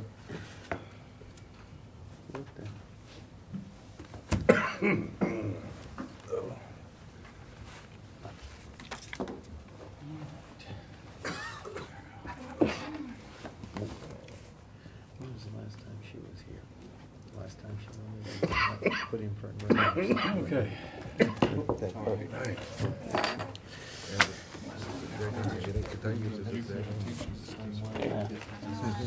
That's perfect. Okay. First up tonight, our data processing, we're gonna move some money, had our IT department come over and they wanna move some money around. Where are So- we? Presentation or report? A report. Well, no, on the amendments. Amendment side. All right. So out of our, we're gonna move money out of our data processing equipment line item and putting into the services and repair and maintenance of equipment is to take care of our remote configuration management software. It's the Avail, the vehicle locator systems in the patrol car. The second one is to transfer within our budget from 54,210,399, which other contracted services, 11,500. I'm going to move that into the rental line item to pay for the narcotics building that we rent. The next one is money that was come from a insurance recovery on another crashed vehicle. We put that into our new vehicles line item. And then the next one is from the Shop of the Sheriff, which we just had a fundraiser. Was it last week or 2 weeks ago? 2 weeks 2 ago. weeks ago. Had a very successful Shop with Sheriff fundraiser at Toots, and we got that money in. Actually, we're going to need that money to pay for the Christmas for those children. So we're requesting to go ahead and recognize those funds and get that moved over. The next one is sale of equipment on Gov Deals we've been selling, and we're going to put that in our law enforcement equipment line item. And then that's it for the general fund. After that, it goes to the drug fund stuff. You didn't take that other stuff out of the drug money? I'm just Fair playing. enough. No, yeah, I'm talking about the other line.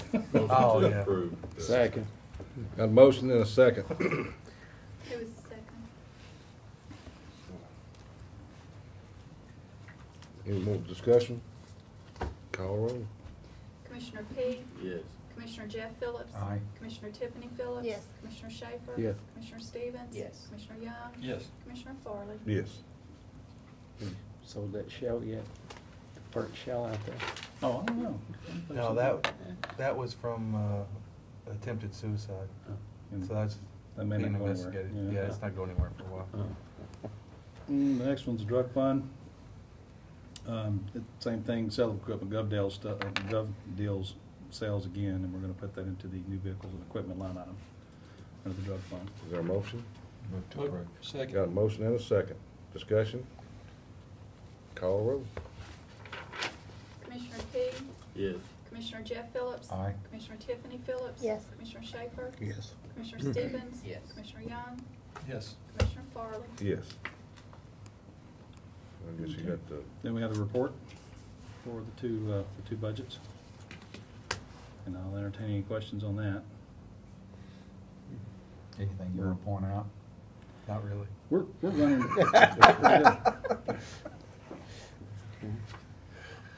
Naturally, we don't have any money for maintenance or repair at the jail, but that's about it. We're on the sheriff's department side right now. If I wanted to point anything out, that's where I'd point.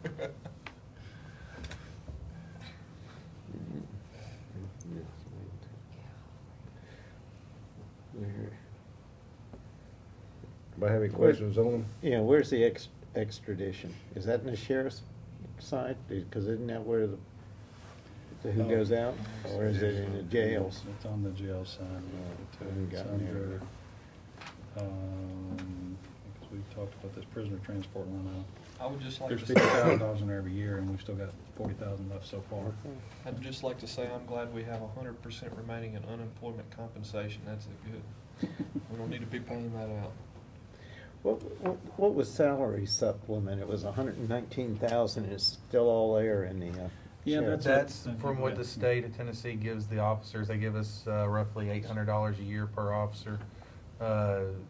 Six. Yeah, and then it's $450. Okay, it's $450 after taxes. But the state of Tennessee gives a stipend basically to each and every officer in the state that's certified.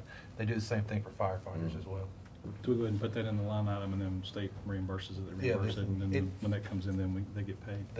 The county gets reimbursed on that. They do that for paid firefighters, Yeah. not the, Yeah, not the volunteers volunteers. have the state academy that was built. Yeah. Okay. So your overtime pay in both sections is looking good.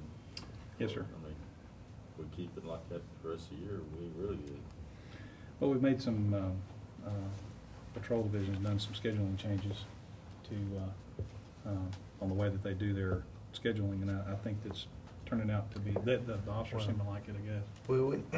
We went to a 12-hour shift for the patrol as an experiment, trying to see if it would save money and how it would affect officers on the street and manpower issues. It seems like it's doing well. It's still an experiment. One thing that I've done is pardon me, is I let it put a survey out to the officers to see what they would rather like. And kind of I'm giving them the option to vote on it, whether they want to go back to the 12-hour or the 10-hour or stay on the 12s. Right now, from what I'm hearing, it's probably going to be to stay on the 12s. And by staying on the 12s, it does help us a little bit with overtime. But the officers are, at the end of their work week, they're tired. I mean, 12 hours a day. So.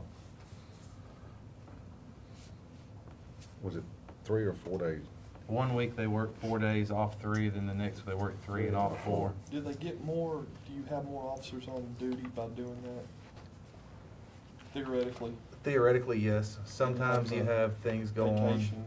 You still have to work with the vacation, sometimes sick time, court. See, the court is the biggest thing that eats up our overtime budget. Because naturally you have a lot of officers on midnight shift, and everything that they do court-wise is overtime. And same thing with second shift. They get off at 1, 2 o'clock when they were on the 10-hour shift, and then they had to be back in court by 8 o'clock in the morning. And they're in court till noon, and then they had to go back on shift by about 4. So, I mean, they were eating up quite a bit of overtime. So this way, doing the 12-hour shifts, they're almost be able to go to court on duty. Now, is that your only department on 12s, or? Yes, it's only patrol. Okay, I didn't know if any other. No, detention, we don't have the manpower to do it, and then if you do, you can't really do that thing for civil or criminal or actually SRO or general detectives. They just wouldn't work.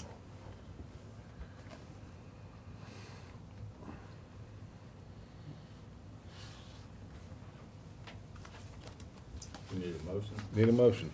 Motion to approve the report. Got a motion, do we have a second? Second. And a second. All in favor of the motion, say aye. Aye. All opposed? No, we gotta call rolls on that. No, that's a report. We've done the others. All right. All right, one you'll see on here, we've got several different statistics for you. You guys get this? Yes. Okay. If you go through there, this is part of the new division that we've created, the crime mapping. If you go through there, kind of you can look and see where all the incidents so far from January 2012 to November 20th, 2012, you kind of picture where your district is. You can kind of see the call volume that's going on in the county on the first slide here. As you go through, you can see property crimes, thefts to vehicles, and then burglary to an auto, which is basically they just broke in the car and stole stuff out of it, and then just burglaries, where they just broke into your house, stole stuff out of your house. The incident report, like the first one that you got up there, that's all, yes. That's correct. our It's all. summation, yes, sir. It's city and county, all. Well, no, these are the county calls that calls. we took. We County calls on. Just the county? Yeah, we're that we took in. This isn't the city in Smyrna. This is where, because naturally we have citizens that call us in Murfreesboro, Smyrna, and Laverne. They tell us they want us to come out and take a report for whatever reason. Maybe Murfreesboro says we're not taking a report on that, and so they'll call us and be like, "Hey, we want you to come out and take a report." So we go. Or if we arrest, naturally we drive in and out of the city, going back to the sheriff's office or serving warrants and stuff. So if we make an arrest, that's what that is too, for where we make a traffic stop for whatever reason. So that's all of our calls. And if you notice on the second one, we have property crimes that happen inside the cities. And actually, you don't see as many in Smyrna and Laverne as you do in Murfreesboro, but you do see them. You think you could put one of these in by commissioner district? I don't know if that's possible. I know Mike No. Nunley does for the EMS report. We're See going who's to.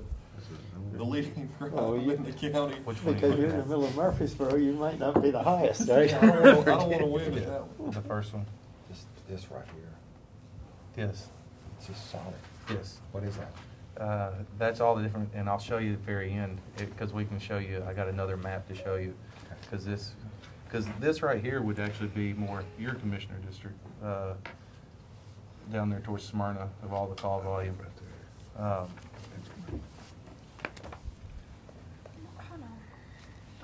on. No, is it that? Well, I'll get to that one in a minute. Which one are you looking at? Of course, we got it broke down by burglaries by the day of the week, which it seems like Friday is actually the busiest day normally for us on burglaries during a week. Monday and Fridays are the days it seems like burglars seem to break into houses around the county. Of course, you got the same thing statistic-wise for burglaries to autos by month. Congratulations. Yeah. Yeah, but you'd think it'd be Saturday, but yeah, it'd be the real bad one because they get to check on Friday, right? The burglary to autos, that's carjacking, car stealing. That's where they break into where it's just burglary. Not Hold necessarily on, let me go stealing. back and look at it. That's motor vehicles where they actually stole the vehicle. Could be a carjacking or they stole the vehicle. Burglary to auto is where they just open the door and steal your radio. Or steal your, steal your GPS. Of course, and then you see all the burglaries, which if you remember, Commissioner Phillips, Tiffany Phillips, back earlier the year, I had all the break-ins out towards Eagle. And we sent all the detectives out there, and you can see the pattern right there for them. But yeah, we hope to have it, as you said, broke down by commission district so you can start seeing it. We're going to start getting a whole lot more information. I guess domestic is what the salt is the biggest, one of the biggest things y'all have. It's Yes. That's just mine. Yeah. Yeah. How many people do you have in that division? I don't know. Just And- one person, or is it I know you have the detectives division, but you have that one. We have The grant position, that's kind of. we have two domestic that are funded. We have one that is not funded that will expire at the end of this year. And we either have the option to absorb it or we gotta do something. Well, that's a big issue, so. If you can see domestic by zone, which is actually the zone 9, zone 6 would be more their zone. Zone 6. Yeah. Zone 9 would be more towards Smyrna, Laverne area. Got a lot of domestics at my area? Yes. I know it ain't me. You- I'm sure. Sure. What are you saying, you just don't report it once you No. want something? Well, I tell you, domestic, me getting killed, I'll tell you that. Which actually you can see it seems like statistically right now, Sunday is our biggest domestic day of the week. September's the worst month. Yeah. I don't understand. Where's zone 9 at? It's, it goes up, if you see on this map, the sex crime map, it shows you all the zones. It's in the Smyrna area? Yeah, it's this area.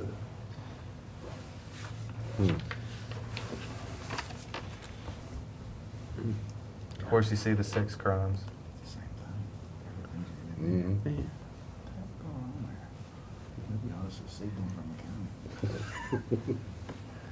Alcohol-related crimes, you can see where we, this one would be more towards your area. Better not be, I'm in the city.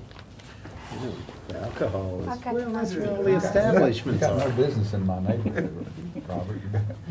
You want us there. Oh, yeah, that's true. I actually have a few calls in that one. But zone 6 would be the more DUIs than the city of Murfreesboro. Then zone 3, which would be Commissioner Pease district. But we put these together and we're trying to, we talked about this the other night, but it kind of helps us focus more on the problem areas of the county. Which if you go back to the very back, that's the third slide to the back, it shows you the hot spots of the county, which naturally where we've been talking about. Every map you got is full of bullets right in there. Yes. Even the collisions are down The there. Las Casas community, nothing happens. You go look at the maps, nothing happens out So we need to move to Las They Casas. don't have beer at the Well, there's not Dollar too General. much happening really in the eatable area. There you go. I'm So we have there where y'all live in on the other one. But The yeah, you Woodbury see, we have Highway, two right. kind of, we have one really hot zone or a hot area, and then we have a hotter area. And, we're trying with our limited resources of putting people in that area. That's why we're doing these maps, to see where we need to focus more of our patrols and help with these areas. That's part of that proactive thing you were talking about the other night. Being proactive instead of reactive. There's gonna be some collisions on that new bridge on my road. And also, one thing I wanted to ask, you're on the planning commission? Is that what y'all were talking about earlier? And y'all were talking about having fire there, and y'all were talking about building and stuff. If there's a way, I'd love to get in on planning to talk about law enforcement, definitely if they're talking about building in the county, if you can help us get in there and so we can talk and try to help on that end, because naturally, as we're growing in the county, they build a new house, it affects us as well. So if there's any help we could get there, that'd be great.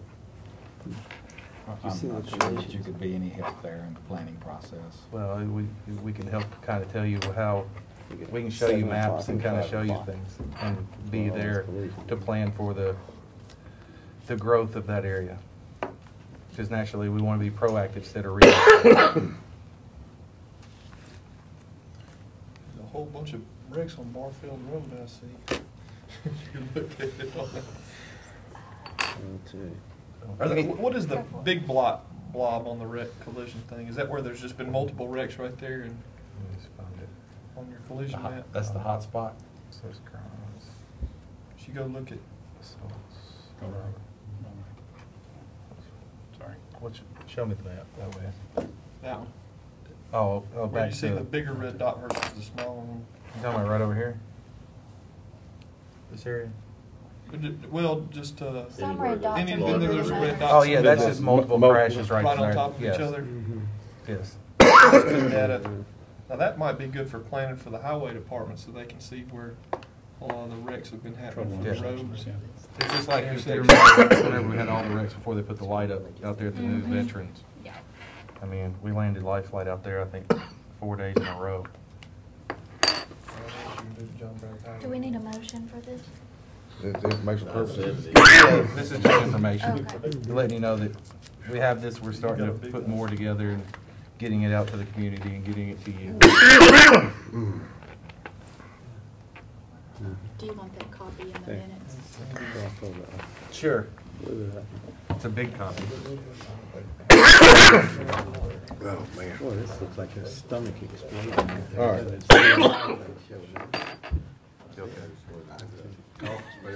I can get you an ambulance. I don't need an ambulance.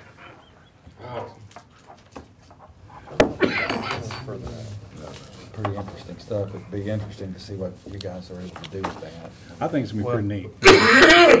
It's gonna help them to really deal It's with going to that. be curious because talking with Virgil in the past, they tried to really, they knew that this area has always been hot.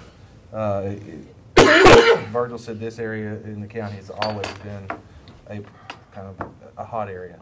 And they focused people there and they paid lots of overtime and, you know, it's still, you know, it'll be curious to see our stuff. The only thing we've got is our letters of commendation and our statistics report. That's for your information. I gave her a copy. Two, if you give it to me. And that's all we got.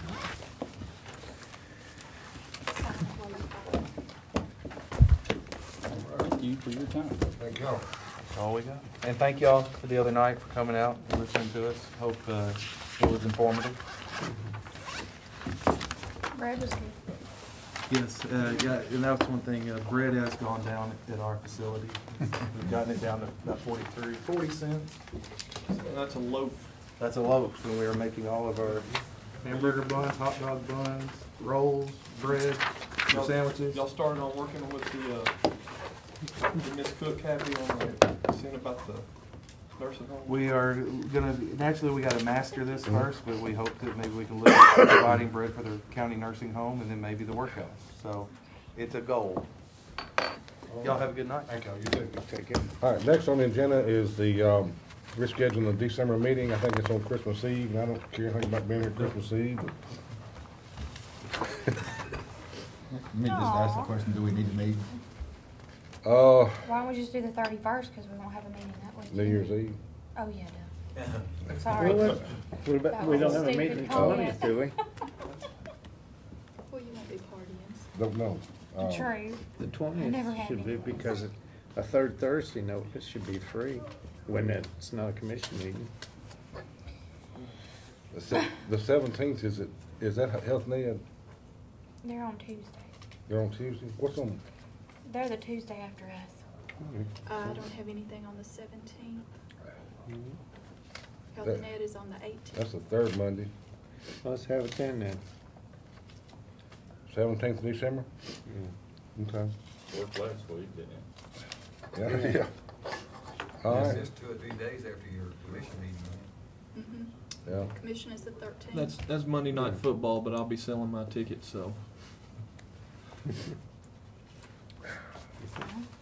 Yeah, that's the Jets play the We can do Titans at home on the 17th. Potentially, you could do January 2nd or January The Loser 3rd. Bowl. Yeah, the loser bowl. January Wednesday 3rd or is, Thursday. January 3rd is steering. No, I've got that on the 7th. January I thought, I thought January 3rd was meeting with the legislatures before Oh, I don't have that yet, so I don't know. Okay. What's wrong Yeah, with the January 17th? 3rd It's still, is a meeting with the legislatures. The 3rd is. It's almost- The 7th would be the normal meeting. I don't know if they're gonna have one on the 7th too. I don't think so.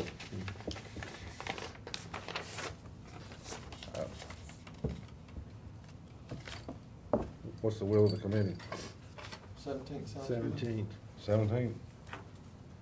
17th, 5:30. All right. All right. Motion to adjourn. Hold it. Uh-oh. I'd just like to, this will be information only. Okay.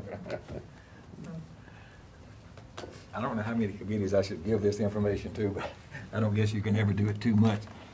I've already told Public Works and Property Management both that we're giving some serious consideration to proposing to acquire a property that would be used by solid waste and vehicle maintenance, etc. And we haven't made any hard proposal, haven't made an offer. Of course, we can't make one until we get authorization from the commission, but in any event, it has some real potential. We potentially could move our vehicle maintenance out from underneath the Armory, which is extraordinarily inadequate. You know that very well. Secondly, there's no place for solid waste to do any preventive maintenance or otherwise. Whatever they do, they have to contract when it's done outside the building, behind the Armory there. And the only little space they have there is a little prefab storage building, you might say, that doesn't even have a restroom. So we've been there for years and years. We do have a place that will work, we think, really, really well. The reason I'm telling public safety about this as well is the ambulance, those vehicles are a substantial part of the maintenance part of what we do in the county here in our part. And if we do this and move this, then the ambulance people are one of the major users of vehicle maintenance services. So we don't know how to propose to get all the money together.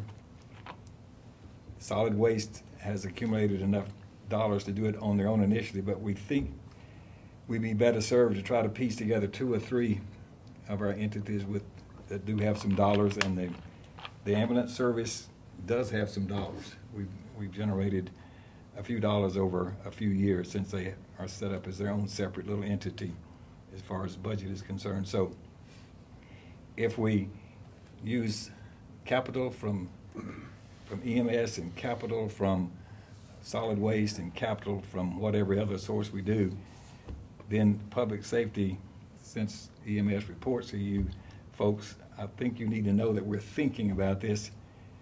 And what we had told Public Works and Property Management that we were going to do is we're going to put a specific proposal in front of Public Works, since solid waste was the initial group that they reported to, and that's where we started this whole discussion, maybe at their next meeting. This is simply informational. 2 or 3 other things have come up since then. This would give us the ability to, on this equipment that we have in our fire department, it would be a place. It's big enough, equipped enough, it can handle routine maintenance on these fire engines, some of these pumps. Are you talking about building a structure or? I'm talking the structure's already there. Okay, so you do have a specific We have something location. specifically identified. It's currently empty. It's not empty, it's occupied, but it's available.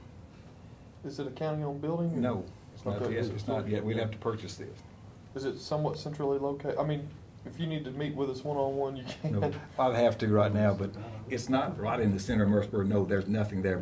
I've spent over 5 years looking for something in that neighborhood, and it's not available. What about the old, and I think we're using it as a fire station now, there on the old highway, the old rescue squad building. That's Is that not large enough? It's not large enough, no, sir. It's really not. So I think long-term, it appears, and we're getting the data together, and we'll have this before we make any actual proposal, that we may be spending more money just at solid waste on preventive maintenance with an outside firm, that it likely will more than pay for us to even hire an additional mechanic or 2 to do solid waste vehicle maintenance on these larger vehicles we got, plus some work on the fire department vehicles, etc.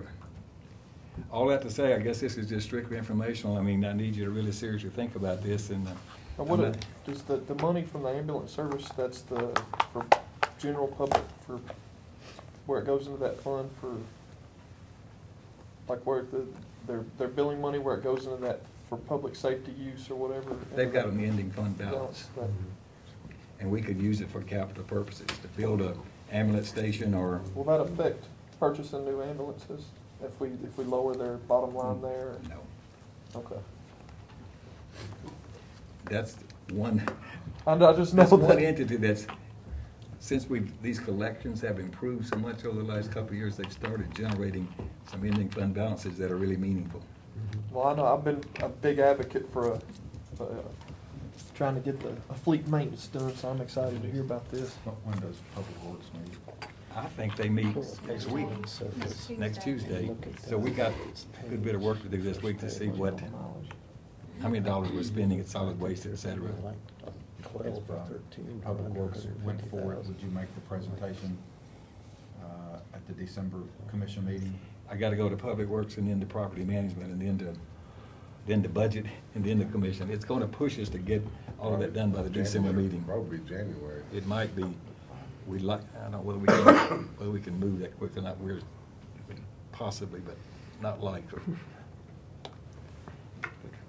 That's it, unless you have questions. If you have questions and want to talk to me individually, we'll be happy to do that. All right, anybody else? Thank y'all, we stand adjourned.